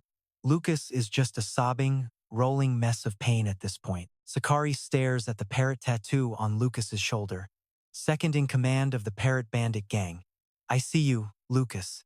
He leans in, eyes glowing with a terrifying smile. Now, Why don't we start with your boss? Who is the big man? Lucas is trembling, looking up like he's seeing a ghost. Finally, you finally asked. Our boss? It's Pankoa. Sakari freezes. His eyes go dark, wheels turning in his head as the puzzle pieces finally start to fit together. Back to the docks. A massive hand, tatted with a parrot and dripping in gold rings, is crushing Jiss's head. Poor kid is paralyzed. Pankoa kneels down, his voice like grinding stones. You really should have just taken that gold when you had the chance, kid. Asterisk. Slap. Asterisk. Your pathetic little pride just cost me 5 gold coins. Do you have any idea how much that is? Do you? Jiss is panicking. Asterisk. This freak? He saw everything? We're dead. We are literally dead. Asterisk.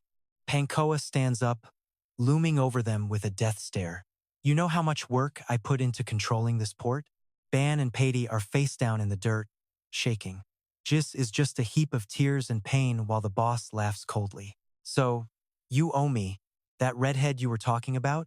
Bring her to me. I'm gonna make sure she pays the tab. Jiss just lies there, heart hammering against his ribs. Asterisk. This guy is a straight-up lunatic. He's completely lost it. Asterisk. Asterisk. He wants to kidnap a noble? An outsider? This is suicide. Asterisk. Cut to Siron's group.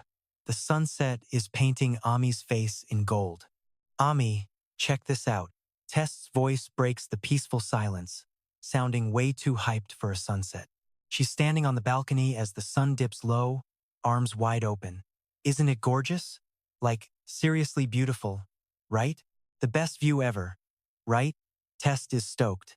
What do you think of my secret spot? Ami just smiles. Yeah, it's perfect. How'd you even find a place like this? Test grins. I've got family in the business. Connections. Baby. It's all about who you know. Ran is sitting back, quietly watching Siren's every move. Siren, meanwhile, is looking around like he's searching for a ghost. He's holding a small, knitted 4-leaf clover made of wool. He's staring at it like it holds the secrets of the universe. Looking at the patterns, Ran starts flashing back to the conversation he had before this whole trip even started. Siren's foster mom had pulled him aside. Master Ran, I think something's eating at Siron, but he won't say a word. He's growing up, she sighed. He needs a real friend to help him carry whatever weight he's hiding inside. Ran looks at the wool clover in his hand, the one she gave him. Right then and there, he decides to act. He jumps up, startling everyone. I'm starving. I don't care what Siron's moping about. I need food right now. Siron actually chuckles. Guess it is about that time. Tess jumps on the idea. Want to hit the town? There are some killer restaurants around here. Ami stays quiet, but Ran's already leading the charge. Let's eat. Yo, listen up. He flashes this huge grin. Why don't we just handle dinner ourselves? All 3 of them freeze like he just suggested a trip to Mars. Wait, you're serious? Cooking? Test isn't backing down, though. She's all like, count me in. I actually know my way around a kitchen. Amy gets all shy, twirling her hair like a total trope. Do you guys want me to help too? Siren nearly falls over. Wait, for real? He's genuinely shook. Amy, since when do you cook? Her face goes dark instantly. Excuse me? Who exactly do you think I am? Siren. Every noble lady worth her salt learns the culinary arts. Okay, get with the program. Ryan swoops in, throwing an arm around Tess to drop a truth bomb. Okay, let's make this spicy. Cooking battle. Right now. Team Test and Ran versus Team Amy and Siron. Let's go. The 2 young mages just stand there, stunned. No objections, I guess? Here are the ground rules for this showdown. The ladies call the shots and write the ingredient lists, while the boys handle the heavy lifting and go shopping. It's a total grocery run mission. Test realizes What's Up Rian is totally playing matchmaker for Siron and Amy. Oh, and losers? They're on dish duty tonight. Siren just laughs and rubs his head, while Amy keeps it cool with a simple, fine, time to get those lists ready. Siron takes one look at Amy's list and starts sweating. Wait, You're actually planning on making this time's dish? The guys are at the door, baskets in hand like they're on a quest. Rian gives a wink. See ya in 60 minutes, ladies. The girls wave them off, and the second the door shuts, Amy ties her hair back. It's officially go time in the kitchen. Test is right there at the sink, wearing this devious little smirk. In her head, it's time for a strategic girl talk session. Meanwhile, Ron gives Siren this look, you know the one. He's thinking, time for some real talk between brothers. But wait, up on the cliffs, a mysterious figure is watching the harbor lights. Someone's lurking in the shadows, and it ain't good. Jis is stumbling down the road, clutching an injury with hollow eyes. Back at the inn, Test is feeling like a straight-up mastermind. I'm literally a genius, she thinks. Out on the road, Rand turns to Siron. So, be honest, this is your first time, huh? He clarifies his point to make sure Siren gets it. He's talking about that massive blowout with Lady Amy. Did her words actually get under your skin, man? Memories flood back Amy's harsh words about the orphans. And then that painful moment from his past. Siren's parents had literally begged Clam to take him in. His foster father was down on his knees, pleading for a future. He's not my flesh and blood, his father had confessed. Those words still sting like crazy even now. Back to the present, Siren looks at Ryan differently. For a goofball, the guy can be surprisingly deep when he wants to be. Honestly, it's been eating at me, Siron admits. But it's not because she hurt my feelings. Not exactly. He closes his eyes. His voice drops, sounding heavy with a sadness he can't quite shake. There's no anger here, just pure, raw disappointment. I just wish she wouldn't act like that. Ryan immediately switches into love doctor mode and starts giving advice. When you clash, it's actually a chance to get closer. That's what bickering is for, you idiot. Siren just stands there, feeling completely called out. Wait, idiot? Why do I suddenly feel so self-conscious right now? At the crossroads, Rian waves him off. I'm heading for the butcher. Try not to miss me too much, and keep your hopes up.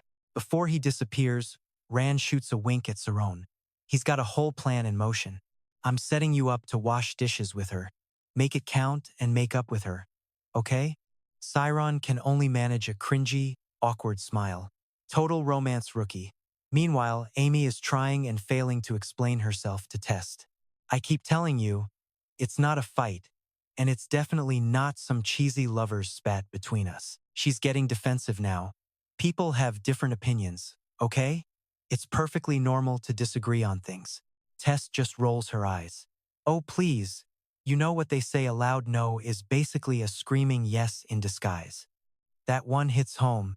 Amy stammers, looking totally annoyed but realizing she's got zero comeback for that logic. Test pushes harder. Look, you're just hurt because Siren didn't have your back when those two thugs were causing trouble, right? Amy stays quiet, so Test keeps going. If I were you, I'd have dragged him through the dirt for that move. Finally, Amy speaks up, sounding distant. It's Siren. Sometimes he feels like he's just a fading mirage, barely there. Test is confused. A mirage? What is this? A poetry slam? What are you even talking about? Amy gives a sad, bitter little laugh. It just feels like, at any second, he could just disappear right before my eyes. Suddenly, Test's voice explodes from the house, echoing through the trees. Are you for real right now? She's totally losing it. Some freak broke into the Magic Academy and almost wiped out every single student there. Amy lunges forward and clamps a hand over her mouth.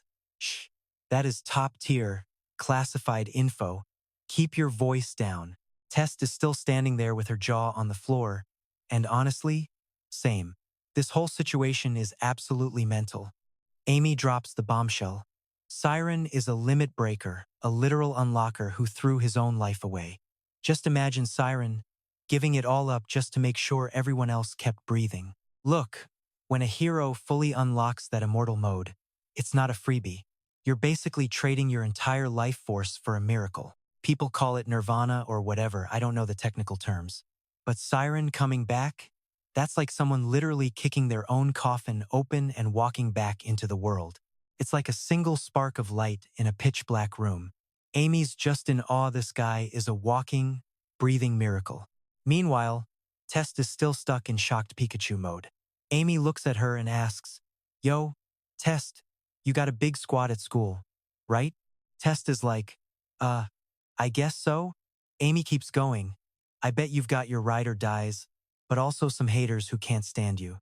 And then there are thousands of other kids you've never even made eye contact with." The vibe gets heavy as Amy asks the million-dollar question. "Test, could you do it? Could you save them all? Not just your besties, but every single person?" Test's eyes go wide and she starts sweating bullets. Amy whispers about the weight of diving into an endless void with no exit in sight.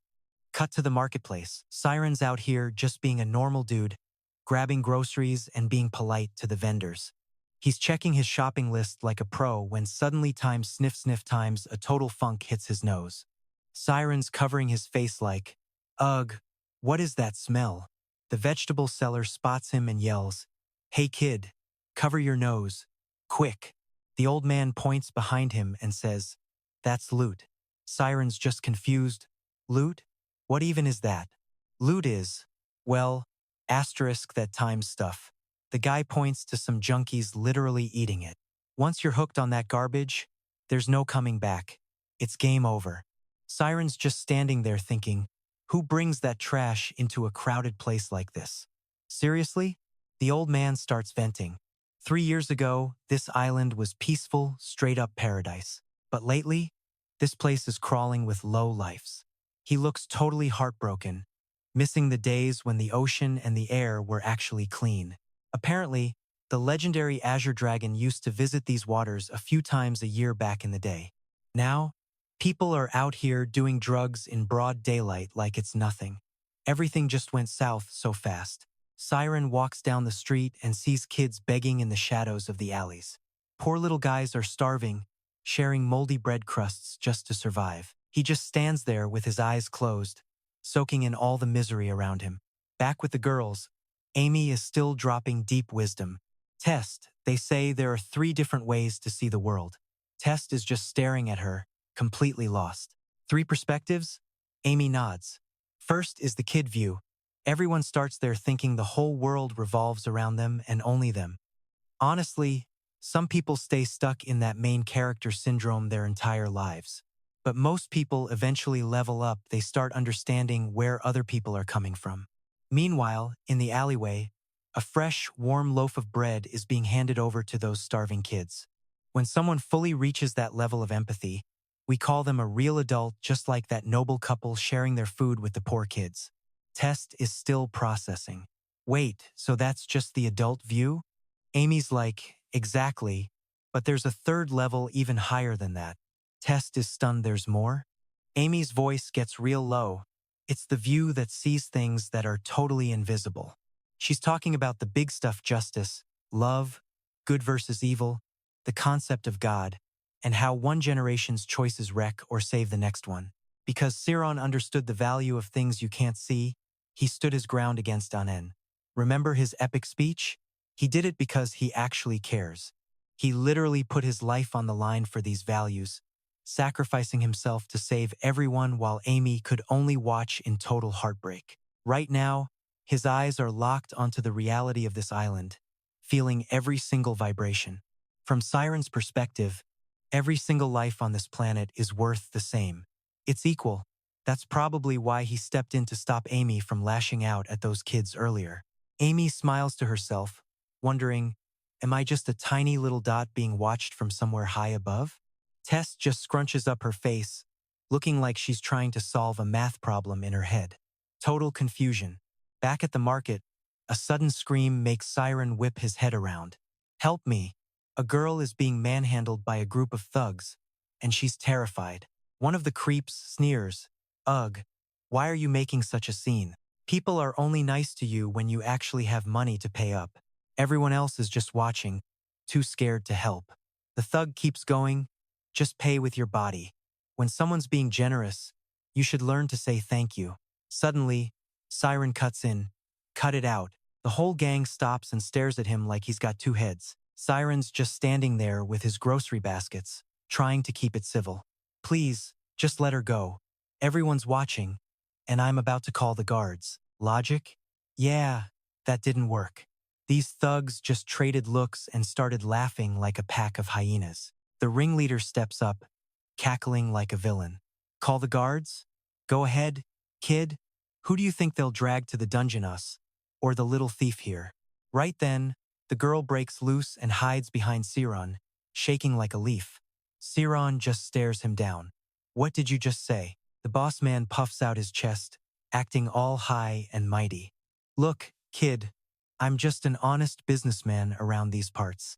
This brat got caught red-handed, stealing a ceramic pot worth 50 silver. And to top it off, she smashed the damn thing. Siron stays silent, so the guy keeps yapping. I was being a nice guy, told her just pay for what you broke and we're cool, but she's playing the I'm broke card. So instead of involving the law, I was just giving her a unique way to pay off her debt. The girl goes pale. Pure panic. The merchant smirks at Siron. You get the picture now, homie? You look like some rich kid on a field trip. Why don't you be a good boy? Keep walking. And stop sticking your nose where it doesn't belong. Siren turns to the girl. Maybe you should just turn yourself in. Irina's voice cracks. I can't. That guy runs this whole district. Telling the truth is useless here. Please, just believe me. Siron pauses. You can practically see the gears turning in his head. Then, he reaches into his pocket. He pulls out a stack of cash and shoves it toward the merchant. Fine. 50 silver. Let her go. The merchant and his goons lose it. They're howling with laughter. Oh, now I see what's going on. The guy leans in, mocking him.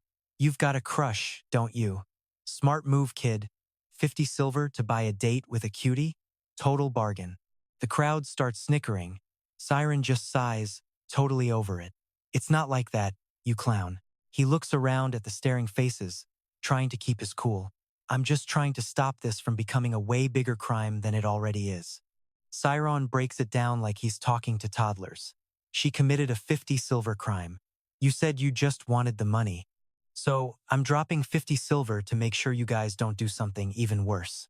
Simple math, really. Far off in the shadows, a mysterious girl in a black hood tilts her head. Siren's little speech definitely caught her attention. The merchant's crew stops laughing real quick. The mood shifted fast. Siren hands over the cash, eyes cold. If you're not actually planning anything shady, take the money and walk away. The merchant's face turns purple with rage. Who does this little brat think he is? This was his hunt, and this kid just ruined the fun. Siren doesn't flinch. He's dead serious. Meanwhile, way up in that isolated mountain house, things are getting weird. No way. Over a speck of dust? Test is hugging Amy, trying to hype her up. Amy, listen, you're special. Like, one of a kind. That's why even on a couple's trip, Siren still brought you along.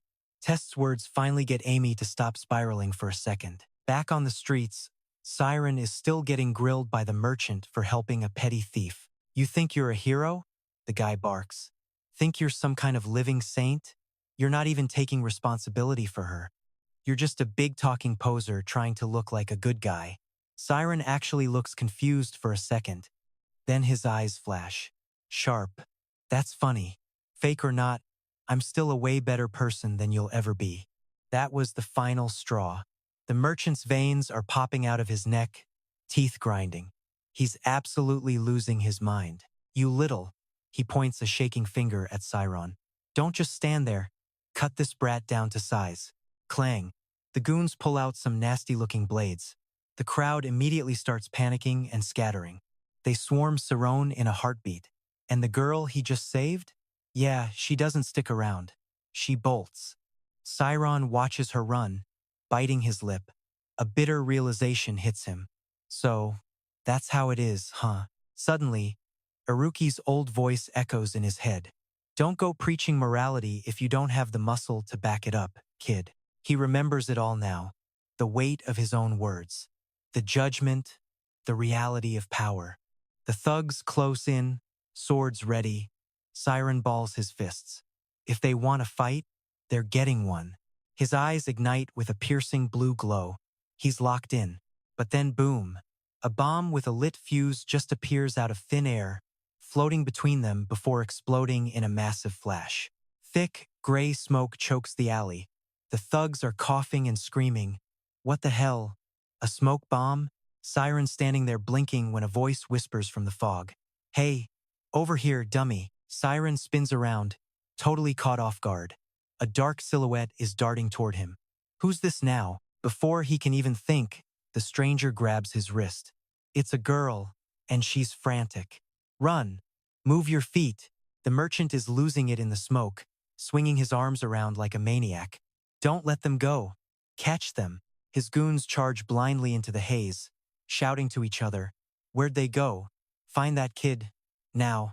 Outside, the streets are total chaos as a bunch of thugs keep screaming, desperate to find that blonde jerk. The bartender, Gragas, just sighs and says those guys are just local bottom feeders. But this pub is safe. Suddenly, a silver coin hits the counter. This mysterious girl hiding in the shadows whispers, "Tell me when they're gone." Gragas keeps it cool and agrees. Then, she pulls back her hood, drops her shades, and flashes a smirk. Not bad looking for a dummy, she teases. Siren just sits there brooding, listening to her talk about his hero complex. This girl, Masa, drops a truth bomb. That girl he saved earlier? Total bait for another organization.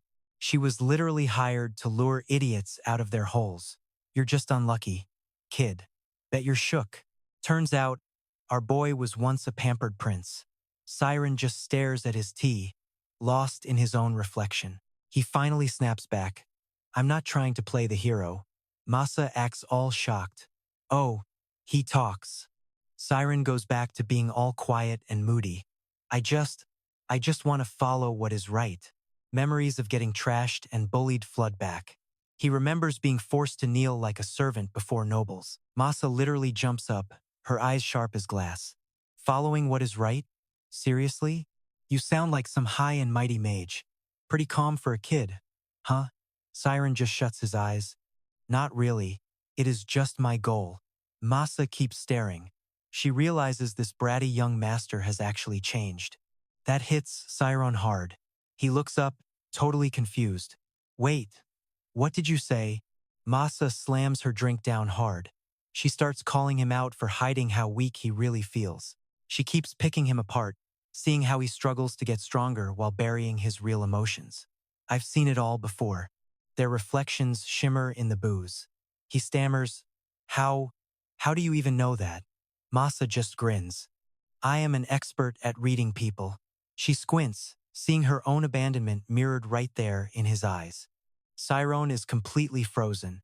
In Masa's eyes, his entire painful past is standing right behind him like a ghost. He is freaking out now. Who the hell are you? She finally drops her name. I am Masa, and we are the same. Siren looks at her and sees his own reflection behind her, but a much darker, colder version of himself. Under the spinning ceiling fan, Masa starts her story. You know something, kid? A baby left on the street dies in hours. But people still do it, knowing exactly what will happen. They shouldn't bring kids into this world just to dump them. She takes a swig. Right, Siren? Honestly, you are lucky you got adopted. Siren does not hesitate. Yeah, my foster parents are actually great. What about yours? He asks. Masa's face goes cold. My foster dad was a washed-up mercenary. She smiles, but it is creepy. He beat me every time he got wasted. Said I was why he lost his job. He was pure scum. Masa remembers the hits, but she says she never even thought about fighting back. Once, he almost killed me. Want to know what I told him? She laughs a cold, hollow laugh. I told him, why don't you just finish the job and kill me? Siren is absolutely horrified. This nightmare past sounds so casual when she says it. Even the bartender stops cleaning his glass. She keeps going while Siren sits there in shock. He looked at me like I was a monster and walked away. After that, I used those words like a magic spell to make the beating stop. Siren is leaning in now. And then what? What happened? She stops him. How old are you? He says, I am 17. Masa swirls her drink. What would you have done 2 years ago? Her eyes go dark. Imagine you are 15 and you realize your dad was not just scum. He was a straight-up beast. She grips her glass tight. Siron looks into the swirling liquid, his mind racing. What would you do? He is paralyzed. The world goes gray. The reflection in his cup starts to lose all its color. Suddenly, there is a vision, a young girl holding a bloody knife over a man lying dead on the floor. Nothing changes, except the girl finally lets go, and the knife clatters onto the cold ground. She leaves everything behind that door and just runs into the night.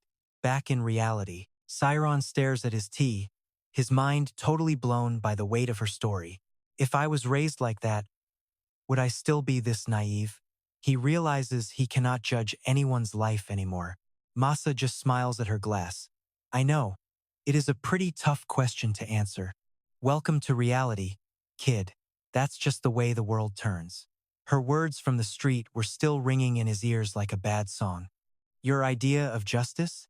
It's totally irrelevant to everyone else. Just look at that 15-year-old girl pushed so far by bullies she had to end her own father. Everyone sees the world through a different lens. Truth and lies? They're just illusions we make up as we go. Masa adds a reality check. Popping off magic in public is a straight-up crime. Siren blinks. Right. Totally forgot about that one. So, what's my next move? Siren asks, totally leaning in. He's all ears, waiting for her to drop the real knowledge. Masa shoots him a smirk, ready to explain how to actually flip the world upside down. Meanwhile, back at the ranch, Ran is losing her mind. Where the hell is Siron? He's complaining like a toddler. I'm literally starving over here. Test immediately smacks him on the shoulder. Shut your mouth.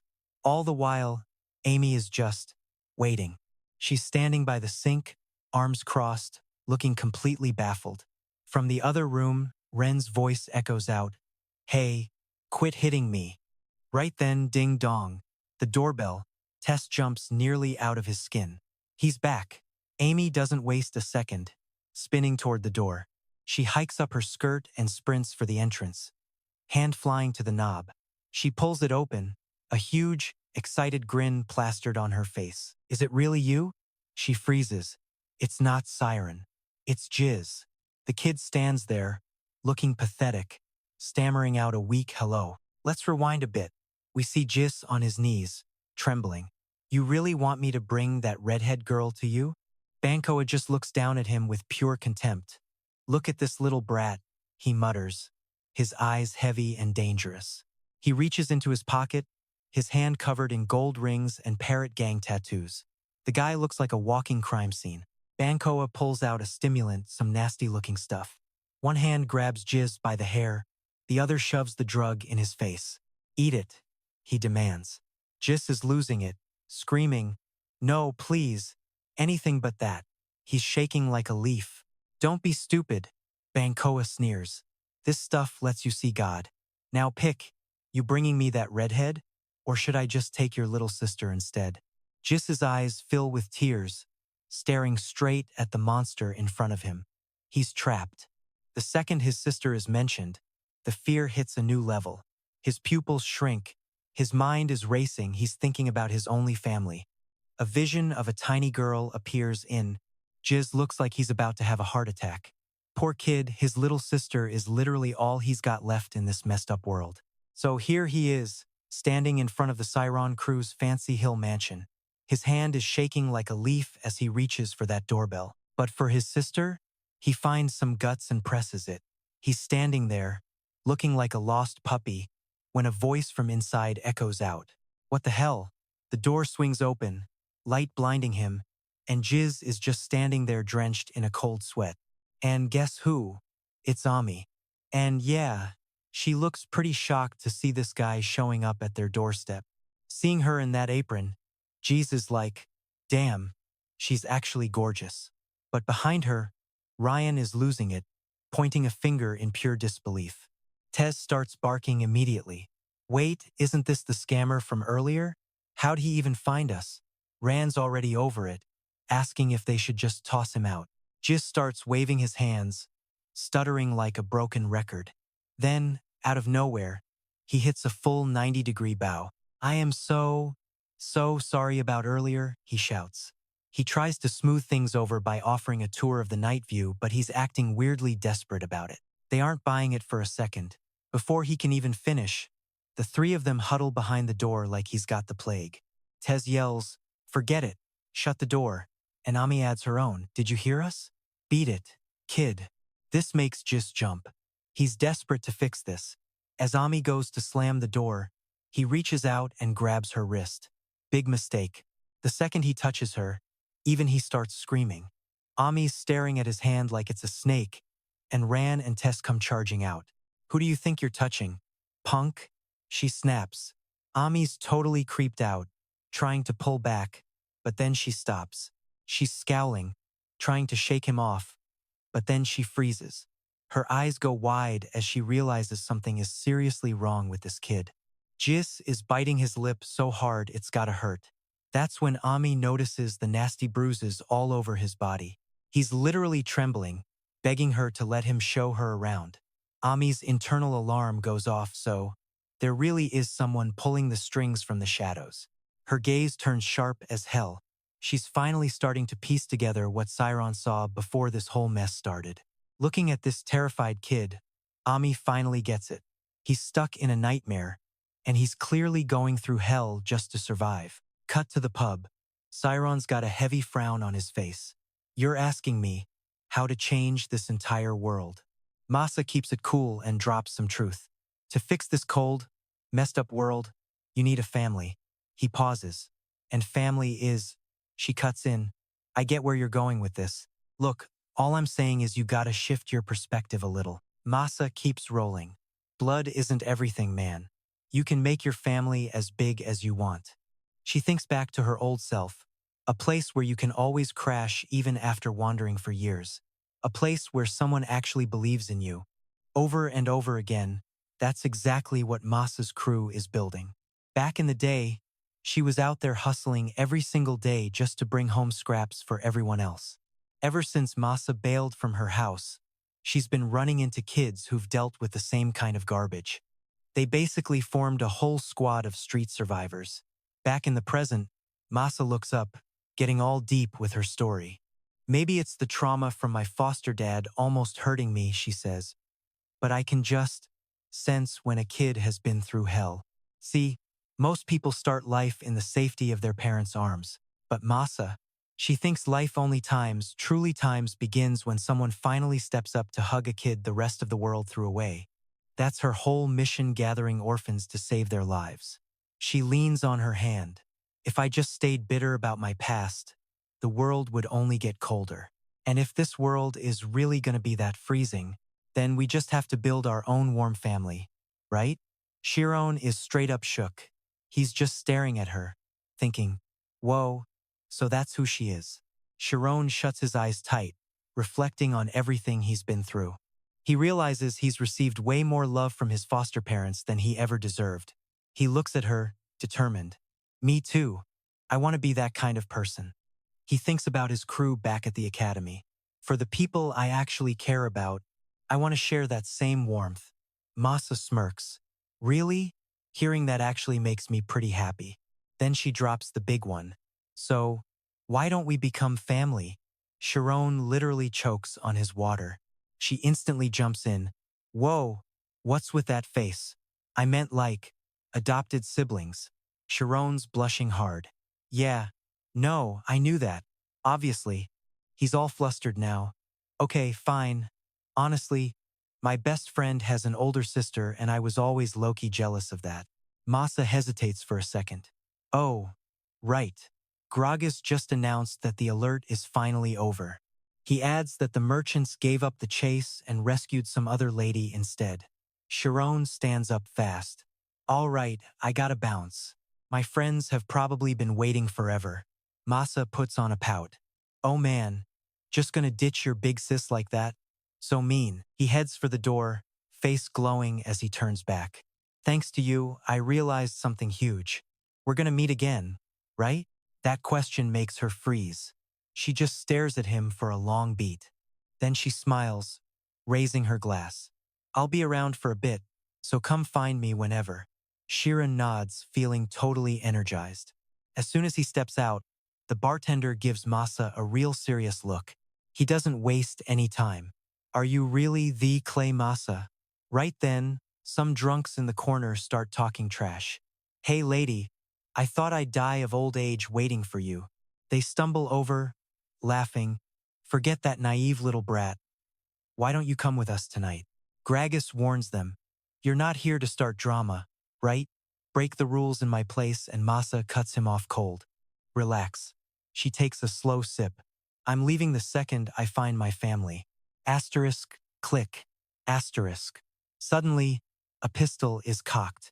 Mysterious guys in wide-brimmed hats appear out of nowhere, guns in hand. They drop those two drunks to their knees instantly. Meanwhile, Masa turns back to the bartender, her voice turning pure ice. Heard you ran away and started causing trouble. Gragas is literally shaking. A woman steps out from the shadows. It's that girl, Arena, you know, the one who was getting bullied earlier. She stands before Masa. I'm sorry, boss. She tries to make an excuse. That kid, if he hadn't jumped in.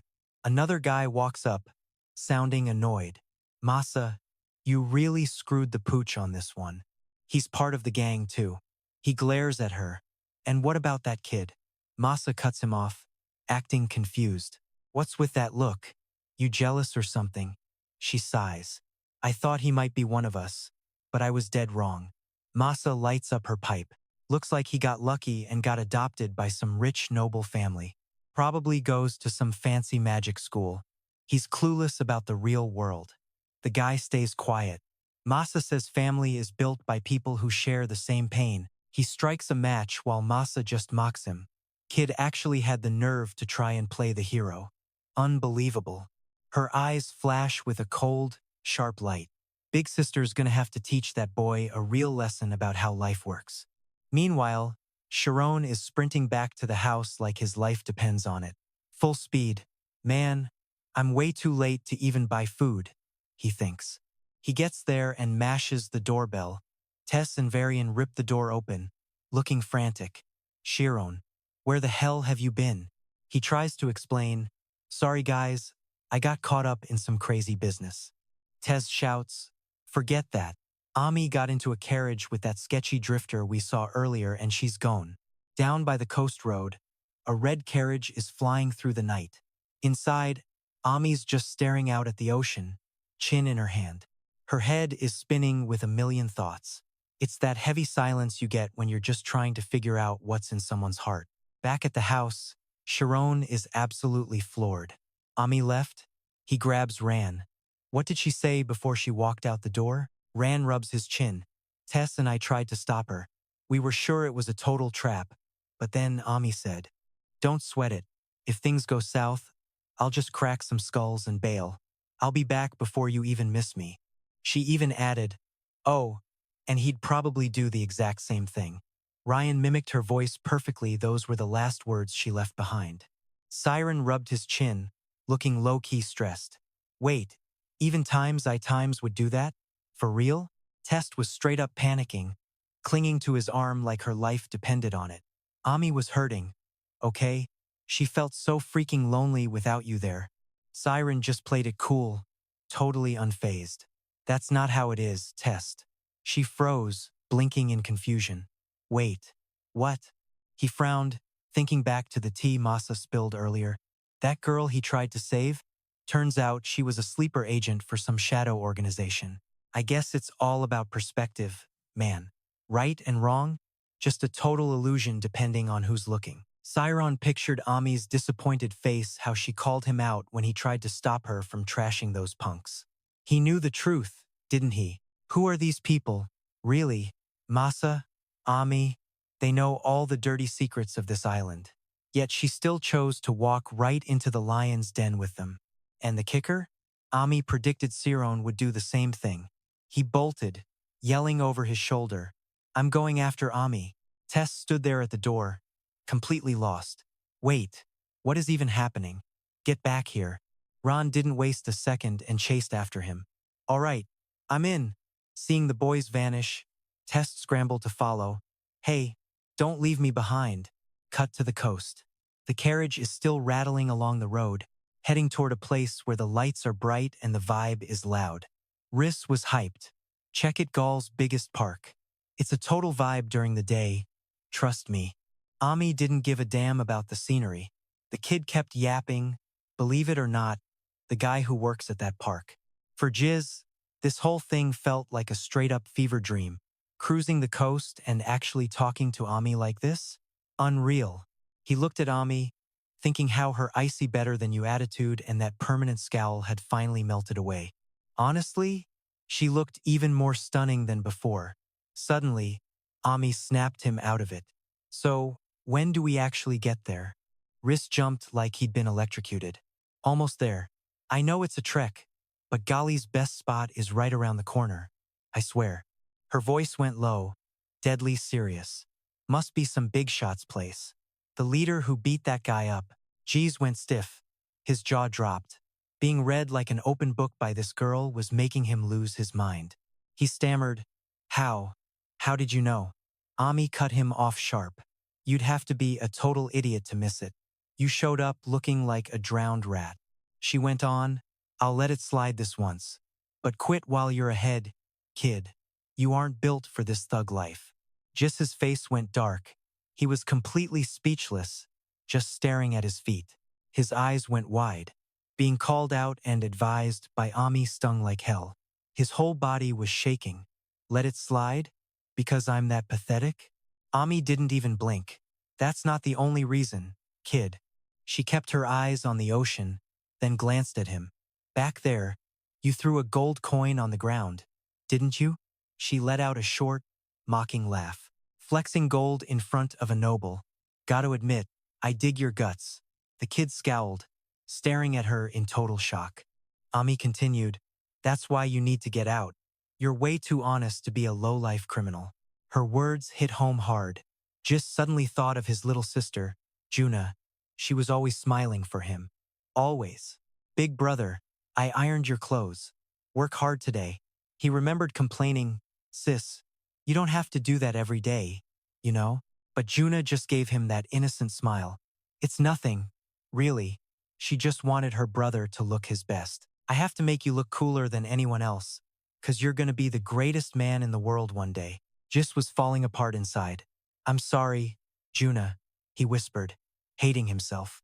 He felt like the biggest loser on the planet. Just an orphan with nothing, told he was too stupid to ever amount to anything decent. He looked at Ami, wondering, why say this now?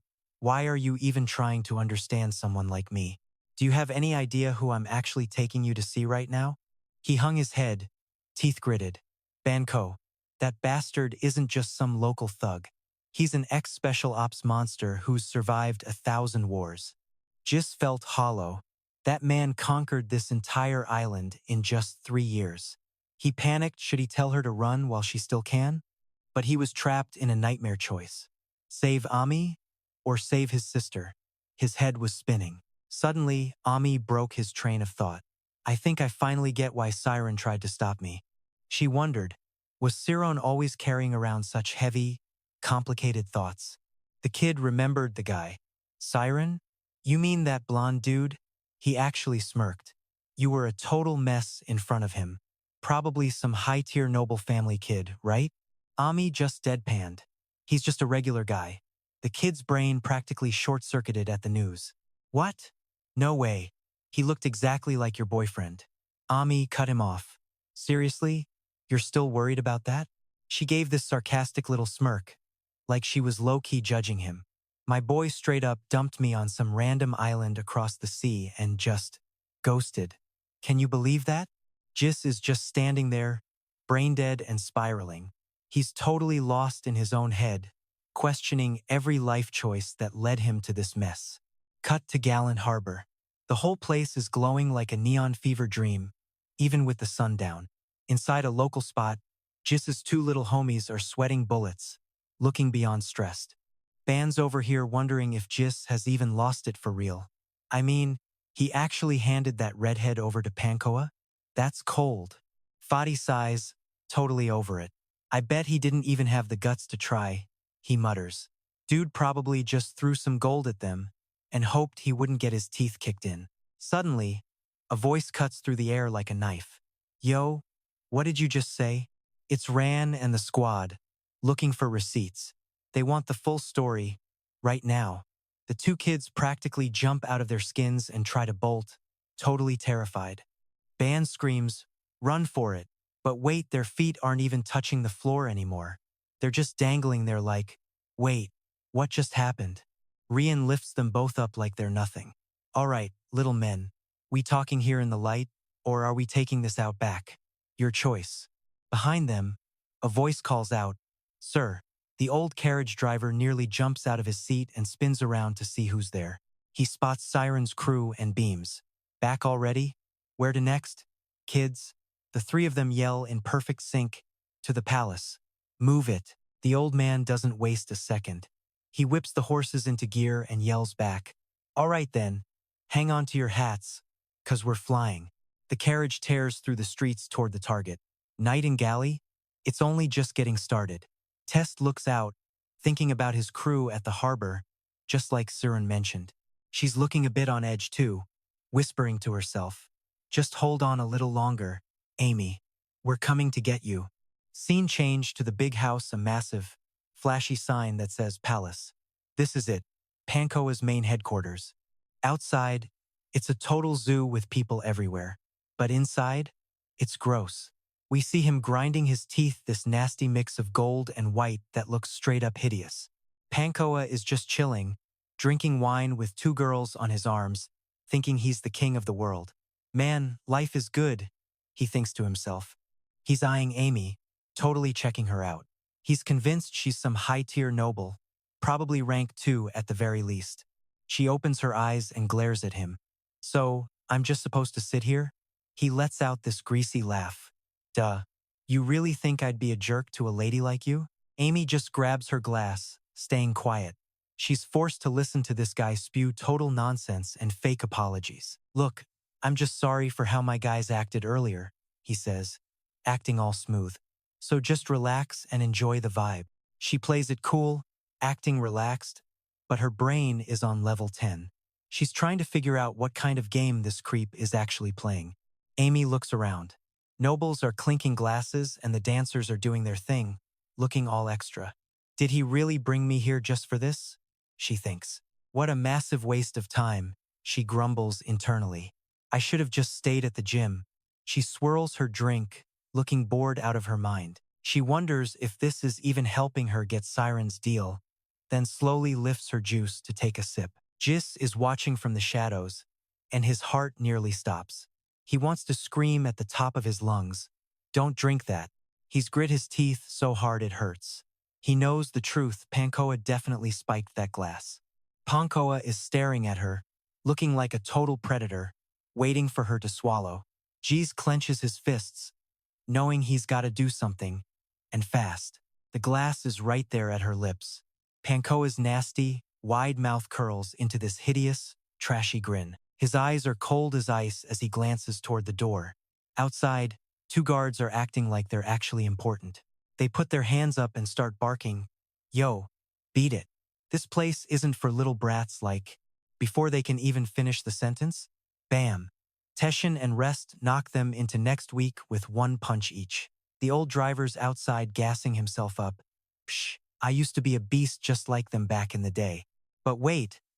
Let's rewind to the moment Jis first brought Amy to the palace. Pankoa was laughing his head off, shocked that the kid actually pulled it off. Jis just needed a little motivation to do the dirty work. He told the kid, go find your sister. But Jis was paralyzed, his brain screaming, is this really happening?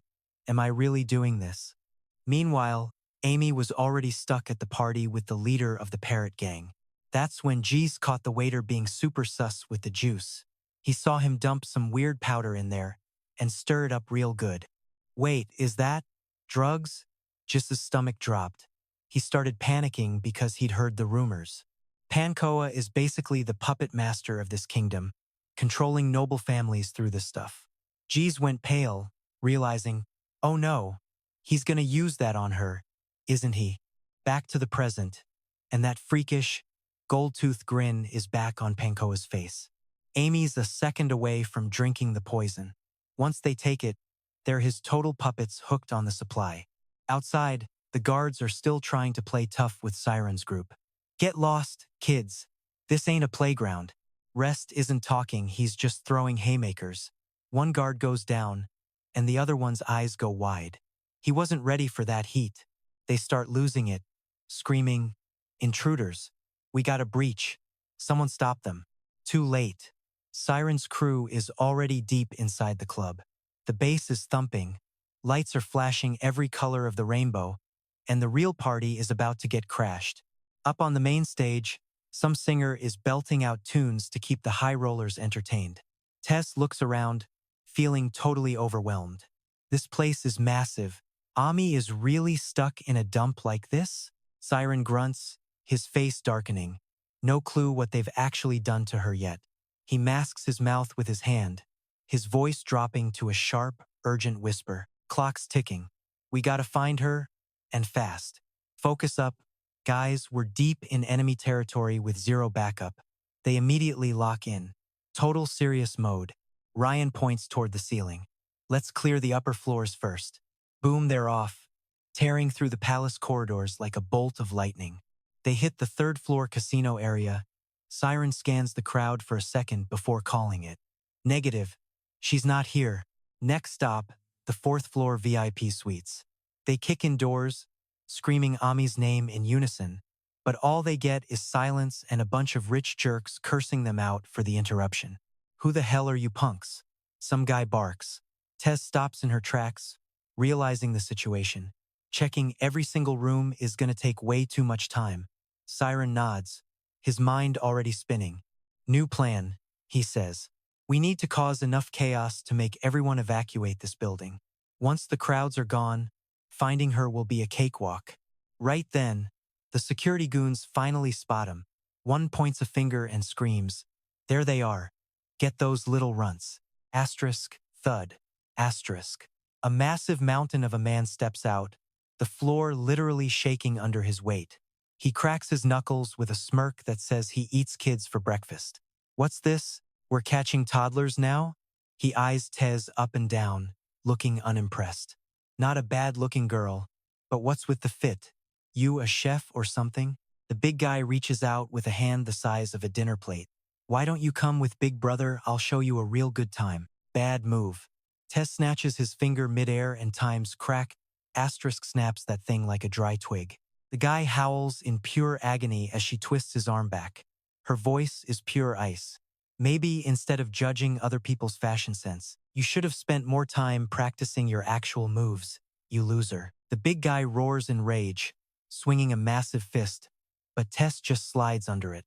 She's inside his guard in a heartbeat, winding up a punch. She delivers a straight-up, shut-the-hell-up strike right to his jaw. Teeth flying, blood spraying, it's a total mess. Just one hit. That's all it took for Tess to land a perfect one-hit knockout. The giant hits the floor while the other guards just stand there, vibrating with fear. Siron and Ryan look a little embarrassed by her brutality, while Tez just stands over the body, mocking him. You're pathetic. Siron can't help but give her some props. Damn, Tess, you're actually cracked. She beams back at him. I knew you'd get it. Not like some people who just stand around in the back. Ryan just sighs, muttering to himself. She's terrifyingly strong, and a total airhead. He quickly steps forward to handle business. The remaining guard backs into a wall, shrieking, "Stay back. We've got guys all over this building. You hear me?" Ryan couldn't care less about the noise. He lifts the guy clean off the ground while the dude keeps barking threats about what's coming for them. Not for long. You won't. Yeah. Save the speech. Ryan cuts him off. Where's Amy? The guy stammers. I don't even know who that is. Siren walks over, looking calm. No point asking a guy about something he genuinely doesn't know. Ryan blinks. Okay, then what's the move? He stares the guy down, his expression chilling. We just ask him about the stuff he times does times no. The guard's face goes pale as he realizes he's cooked. Siren's eyes flare with a dangerous light. His voice drops an octave, sending shivers down the guy's spine. Tell me, Where is Pankoa hiding? Pure terror takes over. The guy starts stuttering. He's probably in the first basement level. Inside the temple, cut to a hallway below. A mob of guards blocks the path, weapons out. Who are you punks? Don't let him near the boss. Stop them now. They can't get past us. Another one yells. Yeah, right. Asterisk crunch. Asterisk. A fist connects right with his face. Nose shattered. Teeth gone. The guy's face is basically a reconstruction project now. Ryan is a literal wrecking ball, diving into the crowd and dropping guys left and right with explosive haymakers. Beside him, Tez is just as wild, moving like a blur and throwing these insane, high-speed sweep kicks. The guards are absolutely losing their minds with fear. One final punch and kick combo from Ryan and Tess sends the last of the goons flying. They crash right through the massive doors and into Pankoa's private lounge.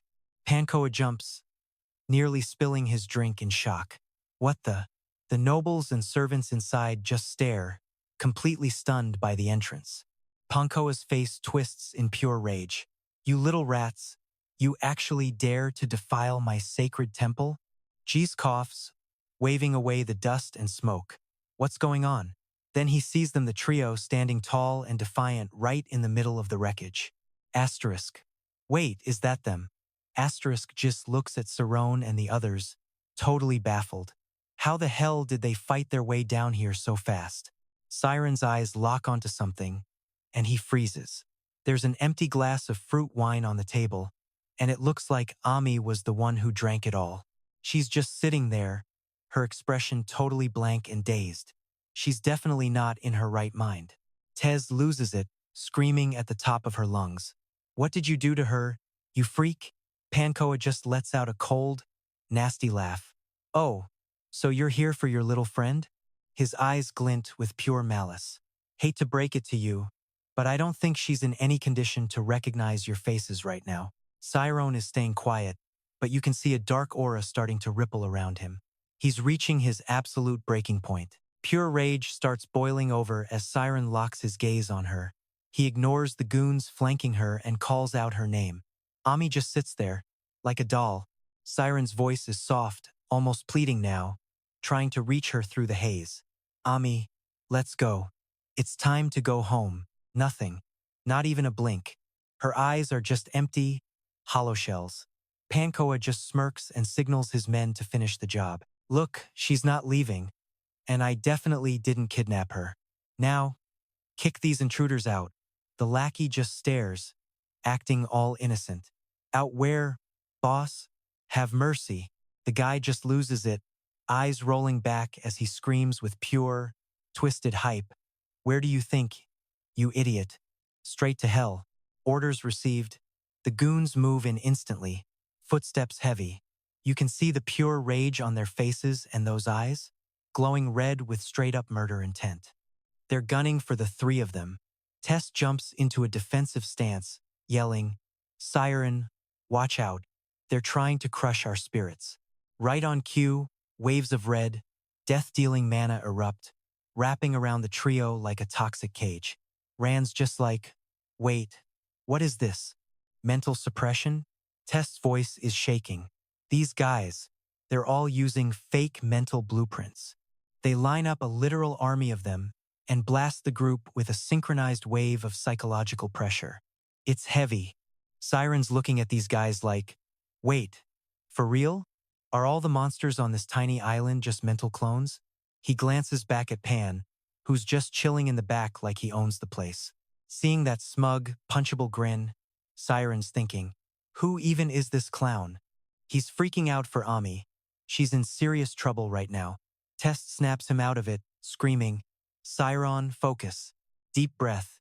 He can't let his emotions take the wheel. Ami's still out cold, and that mental pressure is filling every single inch of the room. He looks at her, worried sick, but then a shadow appears right in front of him. Not just a shadow, a massive, rolling wave. A mental tsunami about to wipe all three of them off the face of the earth. Siren doesn't budge. He's ready to face it. The wave crashes down, white foam everywhere, swallowing them whole. Under the surface, Siren reaches out. One thought, I need to be stronger. Way stronger. He wants to protect his crew, his family. He's desperately reaching for the surface as his body starts to sink into the deep dark. He refuses to be just some useless mage when his people need him, especially not when Ami, the girl he treasures most, is right there in danger. Suddenly, Miro's face flashes in his mind. This right here? This is why he's on this journey. He needs to know where his power comes from, his true origin. Most importantly, he needs to kill the doubt that's making him weak and hesitant. That's when his dark side shows up, walking in cold as ice. It mocks him. You know the truth better than anyone, right? You're a nobody. No roots, no origin. The shadow laughs. A tree without roots? It just withers and dies. Man, Siron shuts his eyes tight. He's blocking out all that toxic garbage. He finds his footing and stands tall against his inner demon. The shadow freezes, it can feel his shift in vibe. Past? Maybe no roots there.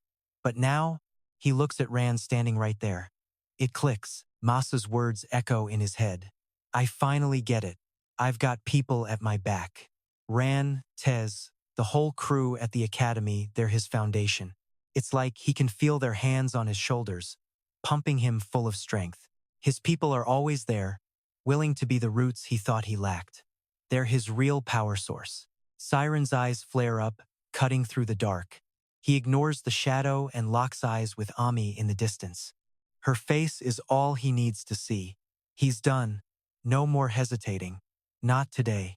His inner darkness starts to fade, actually smiling at Siron's resolve. Trust yourself, because everyone else already does. Boom. The trio shatters the mental suppression together. That tsunami from before? Evaporated. Right from the center of the doorway from Siren himself, a blinding gold light explodes like a second sun, filling the dark room. Ran and Tez have to shield their eyes. Even Pankoa and his thugs are getting blinded by the flare. Thugs are screaming in confusion. Pan squints, yelling, "What is this? What's happening?" In Siren's hand, a small orb of pure, golden magic. He holds it tight, staring Pankoa down like a total boss. Starlight? Someone whispers. Ran and Tez are just floored. They've never seen power like this. Ami's eyes snap open. She's wide awake and fully focused. Siron raises the orb high. I'm not holding back anymore. That energy is getting wild, dangerous even. Ami shouts, "Wait, hold on, don't do it." Too late. The kid is committed. He raises his arm to strike, eyes glowing with insane mana levels. He hits them. The ground literally shatters as golden light floods every corner of the room. Absolute chaos. Let's rewind 30 minutes. Ami's looking at her wine glass, thinking. She knew the dude spiked it. Really? Such a cheap move? She looks at Panna, totally unimpressed. The guy didn't even try to hide the fact that he was drugging her. But if she made a scene, that kid Jis might get hurt. To protect him, she downs the drink. I'll just shield my mind with the red eye.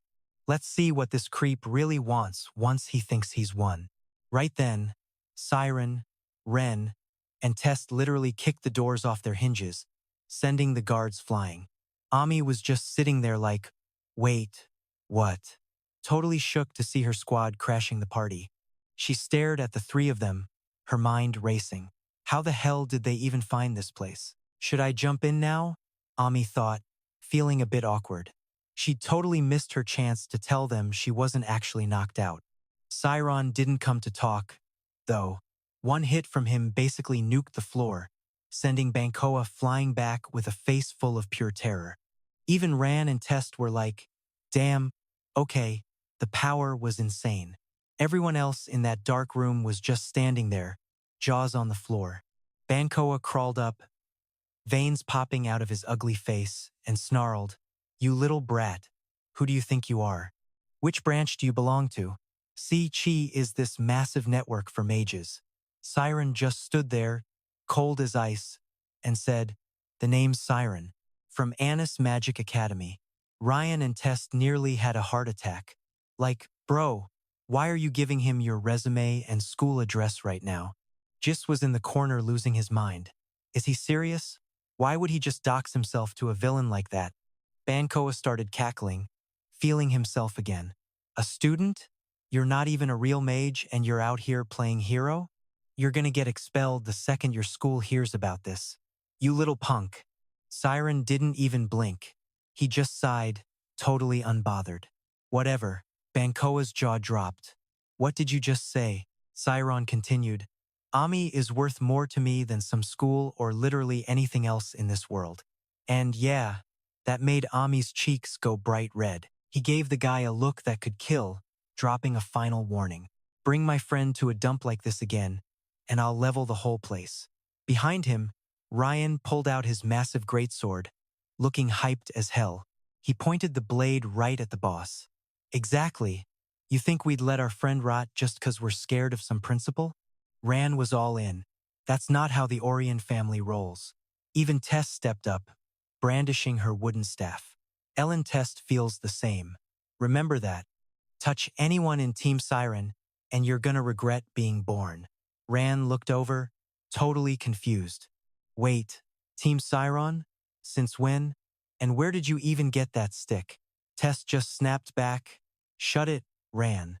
Meanwhile, Bankoa was hitting his limit, face turning purple with rage. I think you kids are confused about how the world works. He pointed at Ami. She came here on her own. You nobodies don't get to tell a noble where she can or can't go. Why don't you just beg her to go home? Tess started to argue that Ami was drugged and couldn't move. But Siren cut her off. He walked right up to Ami, reached out a hand, and said softly, "Let's go home." Everyone watched as Ami reached back. The second their hands touched, Bankoa looked like he'd seen a ghost. He was completely spiraling. Amy stood up, looking like a total queen in her ball gown. She gave Siren a little mumhum and looked more elegant than ever. Test went from shocked to, ooh, this is getting good. Bankoa was shaking. How? She drank the medicine. She should be out cold. His eyes went wide, pupils shrinking to pinpricks. Don't tell me, you're a cam? Amy turned to him, her eyes glowing a terrifying red. Oh, so you've heard of my family? She said, her voice dropping an octave. That makes this way easier. Everyone here is a junkie, right? That's your big money maker. The villain just sat there, paralyzed. Ami dropped the hammer. If you ever send your trash to the academy again, I'll make sure you regret ever existing. Then she just turned and walked out, leaving the guy behind. Pana just slumped over, muttering about how his luck had completely run out. He knew she wasn't bluffing. With her family's clout, his business was dead, his life was in danger, and he couldn't even buy more supplies. Talk about a bad day. Cut to the outside of the palace. Lights were still bright, the party was still going, like nothing happened. Test watched them walk, thinking to herself, Siren definitely knew the drugs wouldn't work on her.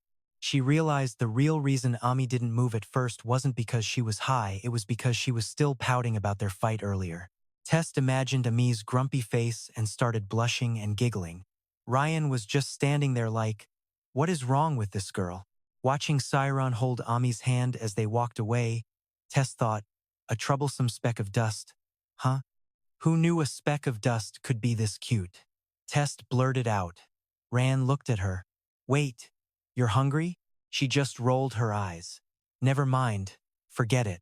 From above, the palace looked huge, and Siren's crew looked tiny walking away from it. But man, they walked with that don't mess with us energy.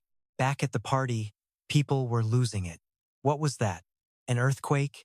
Did a bomb go off? Suddenly, a voice shouted from behind. Wait up. The whole squad turned around to see Jiz sprinting toward them, out of breath. Ran recognized him immediately. Oh, it's that kid again. Siren stayed quiet, but Ami just smiled. You're safe now. I'll make sure those creeps don't touch you or your sister. Right then, Jiz yelled out with total fire in his eyes. I'm quitting. I'm done with that life. This kid is seriously revved up, raising his voice like he's got something to prove. I'm out, quitting this gig just like you said, but thanks for everything, Ami. Ami just gives a satisfied little smirk while Siren stands there looking totally lost, cutting a glance at his driver friend. Then, out of nowhere, just points a finger right at Siren's face and starts barking. He pauses for a split second, catching his breath. The brat straight up threatens our young mage. Listen, Don't you dare make her cry, or I'll never forgive you. You better watch your step, bro. Siren's actually worried now. Wait, did I make Ami cry? Meanwhile, Ami is losing it, clutching her stomach and laughing like it's the funniest thing she's ever heard. You hear that, Siron?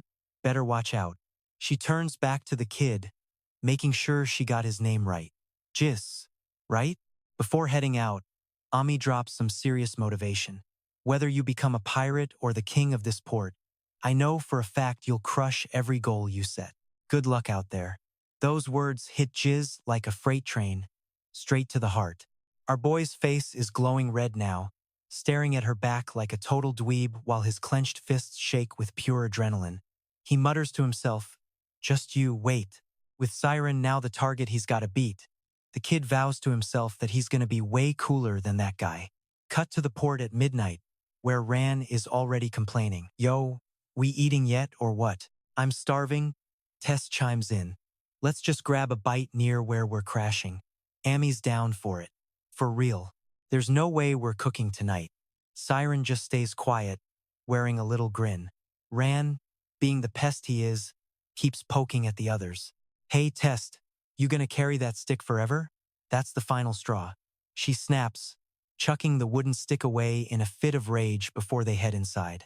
Down in the basement, Bankoa is still there, laughing like a complete psycho before screaming at the walls. The great Bankoa, taken down like this? No way. He reaches into his coat for something, grumbling under his breath about how a literal ghost of the battlefield just got bodied by a bunch of snot-nosed brats. But the meds are gone. His hand pulls out nothing but an empty pouch, and Pan just freezes, staring at it. He hurls the empty bag at his terrified lackey, screaming his head off. Don't you feel ashamed? You lost to some kids because you're all too busy getting high on magic juice.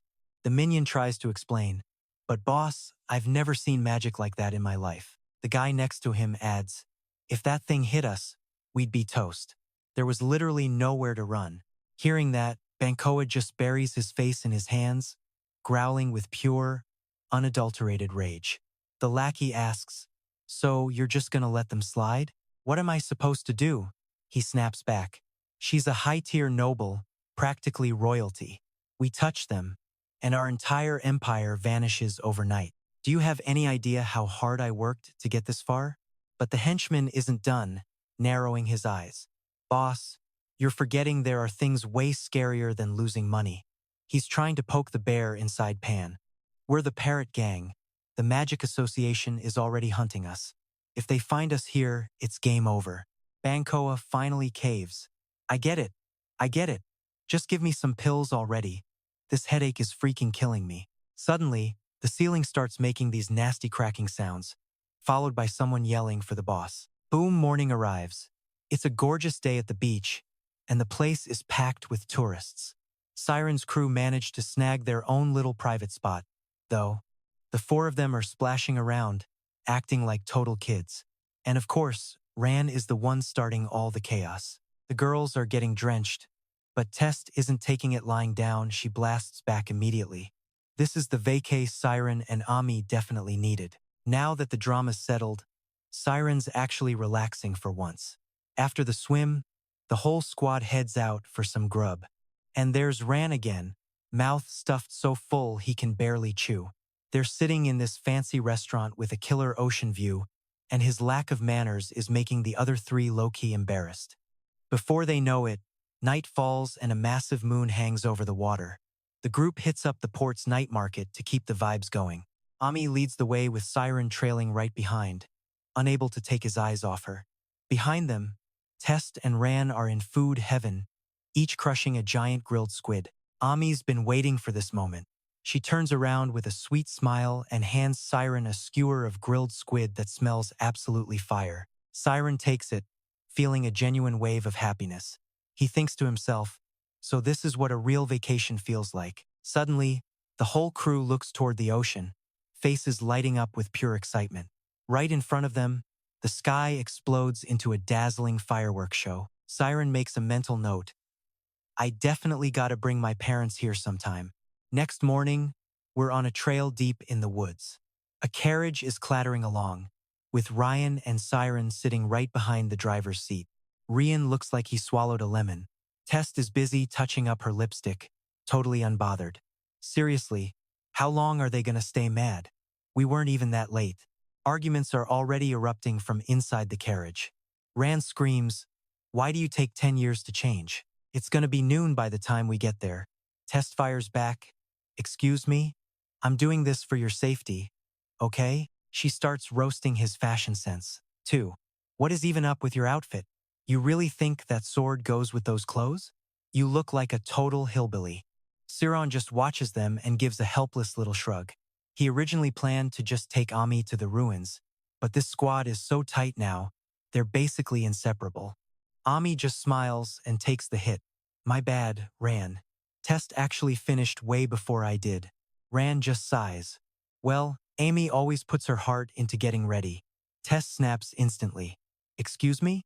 Are you saying I don't look hot?" Rand finally locks eyes with his girl, looking all serious for a split second before his voice starts doing that shaky, "I'm about to fold" thing. Homegirl is looking like a straight-up 10, and Test?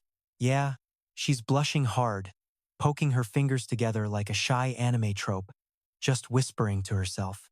"Wait, am I actually cute?" Amy's in the back, low-key hyped. She's giving Ran a mental high five while scanning his face to see if he's for real. It's official. Ran's got it bad for Test, but the man has zero game and no idea how to spit it out. Then Ami looks over at Test, who's basically a puddle of shyness. I mean, can you blame him? It's a struggle trying to move to a girl who could literally fold you like laundry. She's way out of his league in the strength department. Meanwhile, Siren is just there. Pure brick wall energy. Dude is so dense he doesn't even notice the vibes in the air. Ami tries to cough and give him the look, but he's completely clueless. She starts spiraling into deep thought like, is this really the biggest problem they've got right now? But hey, at least the gap is closing a little. Test is over there smiling, probably thinking Ami is just being her usual weird, adorable self. Checking the map, the CGO ruins are about a 2-hour carriage ride from this tourist trap they're staying at. Mount Toa, the heart of Gallant Island, it's this massive, sleeping volcano that went totally nuclear 500 years ago and buried the whole CGO civilization in ash. Now, all that's left of that golden age is a tiny fraction of what used to be a bustling hub. We're talking ancient history buried under our feet. Ami reads off the report. Apparently, the government wanted to dig it all up and fix it, but the locals shut that down real quick. Test is over there fanning herself, totally confused. "Wouldn't a tourist glow-up be good for the locals?" she asks. Ami's got the facts, though. "True, they'd make bank," Ami says. Meanwhile, every dude on the street is breaking their neck staring at these two. Rand's starting to smell something fishy. "I'm telling you, there's a secret here," Rand mutters. Siren shrugs. "Looks like a basic tourist spot to me, even if it is massive." While the squad is waiting in line, Test suddenly points ahead and shouts so loud the whole block hears her. "Look at that." Siron follows her finger and spots this absolute unit of a man. Is that a KGO local? Finally, it's their turn to face the big guy. Up close, they look like toddlers next to him. Siron can feel the energy. This guy is a certified monster. He's covered in these wild red tattoos, but the real kicker? That mysterious spiral symbol right in the middle of his forehead. Suspect. Fast forward to the KGO temple ruins on Gallant Island. The group is looking around, trying to take it all in. Ran is losing his mind. He can't believe these buildings have been standing for thousands of years without falling apart. Tess chimed in. The other tourists say this place used to be way bigger, but most of it is still swallowed by the earth. Nearby, some kids are peeking over the edge. Whoa, it's a straight drop. I bet it's at least 100 meters deep. Their mom yanks them back. Get away from there. It's dangerous. Ami notices Siron has completely frozen. Siren, what's up? You good? Aren't you going to the center temple? She asks. But he just drops to the ground, palms on the grass, and calls her over. Siren gets that eureka look on his face. He's using his synesthesia domain. Ami kneels down. Wait, did your domain catch something? Rand's curious now. What are you seeing down there? Siren doesn't blink. They said the ruins were buried in ash, right? Siron's voice gets real low. I scanned the ground just to be safe, and it's weird. He pauses, looking shaken. I found nothing. Nothing at all for 50 meters. The whole squad stops cold. Ami gasps. Wait, what do you mean nothing? Like, not even dirt? Test is totally lost. How does that even work? Siren's response is chilling. It's not just empty. It's wrong. Ran locks in. Should we start digging? Get to the bottom of this? Ami's not waiting. She slams her hand onto the ground. I'm going deep. My aim mode can scan up to 500 meters.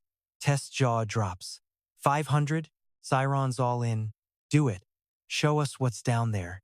Ami focuses, sending her mana screaming into the earth. But then, her face goes pale. Rand starts sweating. Okay, now I'm getting a bad feeling about this. Siren's worried too. Ami, talk to us? No way. Ami whispers. Hearing that just makes the tension skyrocket. You can see the pure shock and fear written all over her face. She just keeps repeating it. Impossible. Siren's losing his patience. What is it? What did you see? Test is right there with him. 500 meters is plenty, right? Ami shakes her head. No, it's not that. I definitely saw something down there. She flashes back to that mana pulse hitting the deep. It was going fine until it slammed into this blurry, mysterious veil. Ami's voice is trembling.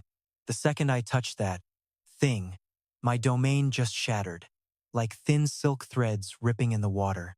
Siren's mind is racing. Silk threads? Ami's spirit energy isn't weak. There's definitely something ancient and powerful hidden under them. She leans on her hand, thinking, if Jonet was here, she could probably push all the way through. Siren's surprised. Someone as cracked as Professor Etela? Ami nods. Exactly. Even my big brother, the guy who leads entire conquests, never goes anywhere without Jonet's skills.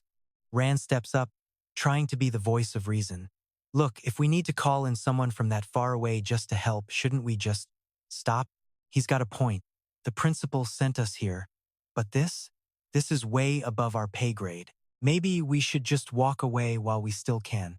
His words hang in the air, and for the first time, Siren actually looks like he's considering it. Look, when you're busy chasing efficiency or some deep truth, it's easy to forget the absolute basics. Flashback time. The principal once told him, stay sharp, or you'll pay for it. Plus, sometimes a situation is just too sketchy to stay and you gotta know when to bail. Don't you forget it, Amy adds. Ran? He's salty. To him, retreating right before the finish line is just straight up embarrassing. Then he drops his genius plan again. Yo, hear me out. We dig down 500 meters. Easy. Fast forward. Standing in front of the massive KGO building, it's freaking huge. From up here, the tourists look like literal ants. They head inside the temple. Cracked walls, old vibes, Amy's definitely feeling the history, but she's mostly just confused. So peaceful, she says. Siren, why are we here again? He just sighs. Honestly, he's starting to feel a bit insecure about this whole mission. I don't get it. The principal said we'd understand once we got here. But right now, nothing. Just a bunch of tourists taking selfies at ruins that are thousands of years old. Boring. What's this gotta do with Miro? Ran asks. Ami's like, maybe we dig? Or maybe we just pop a magic domain and see what happens. Siren tries a different angle. How about we actually, talk to the locals? Amy just stares at him. Locals? At a tourist trap? What are you gonna find there? A souvenir shop. If you want real intel, you need a translator. Rand's losing his mind in the background. Is anyone even listening to me? Test raises her hand. I got a better idea. Want to hear it? Siren's like, wait, for real? Lay it on us. What is it?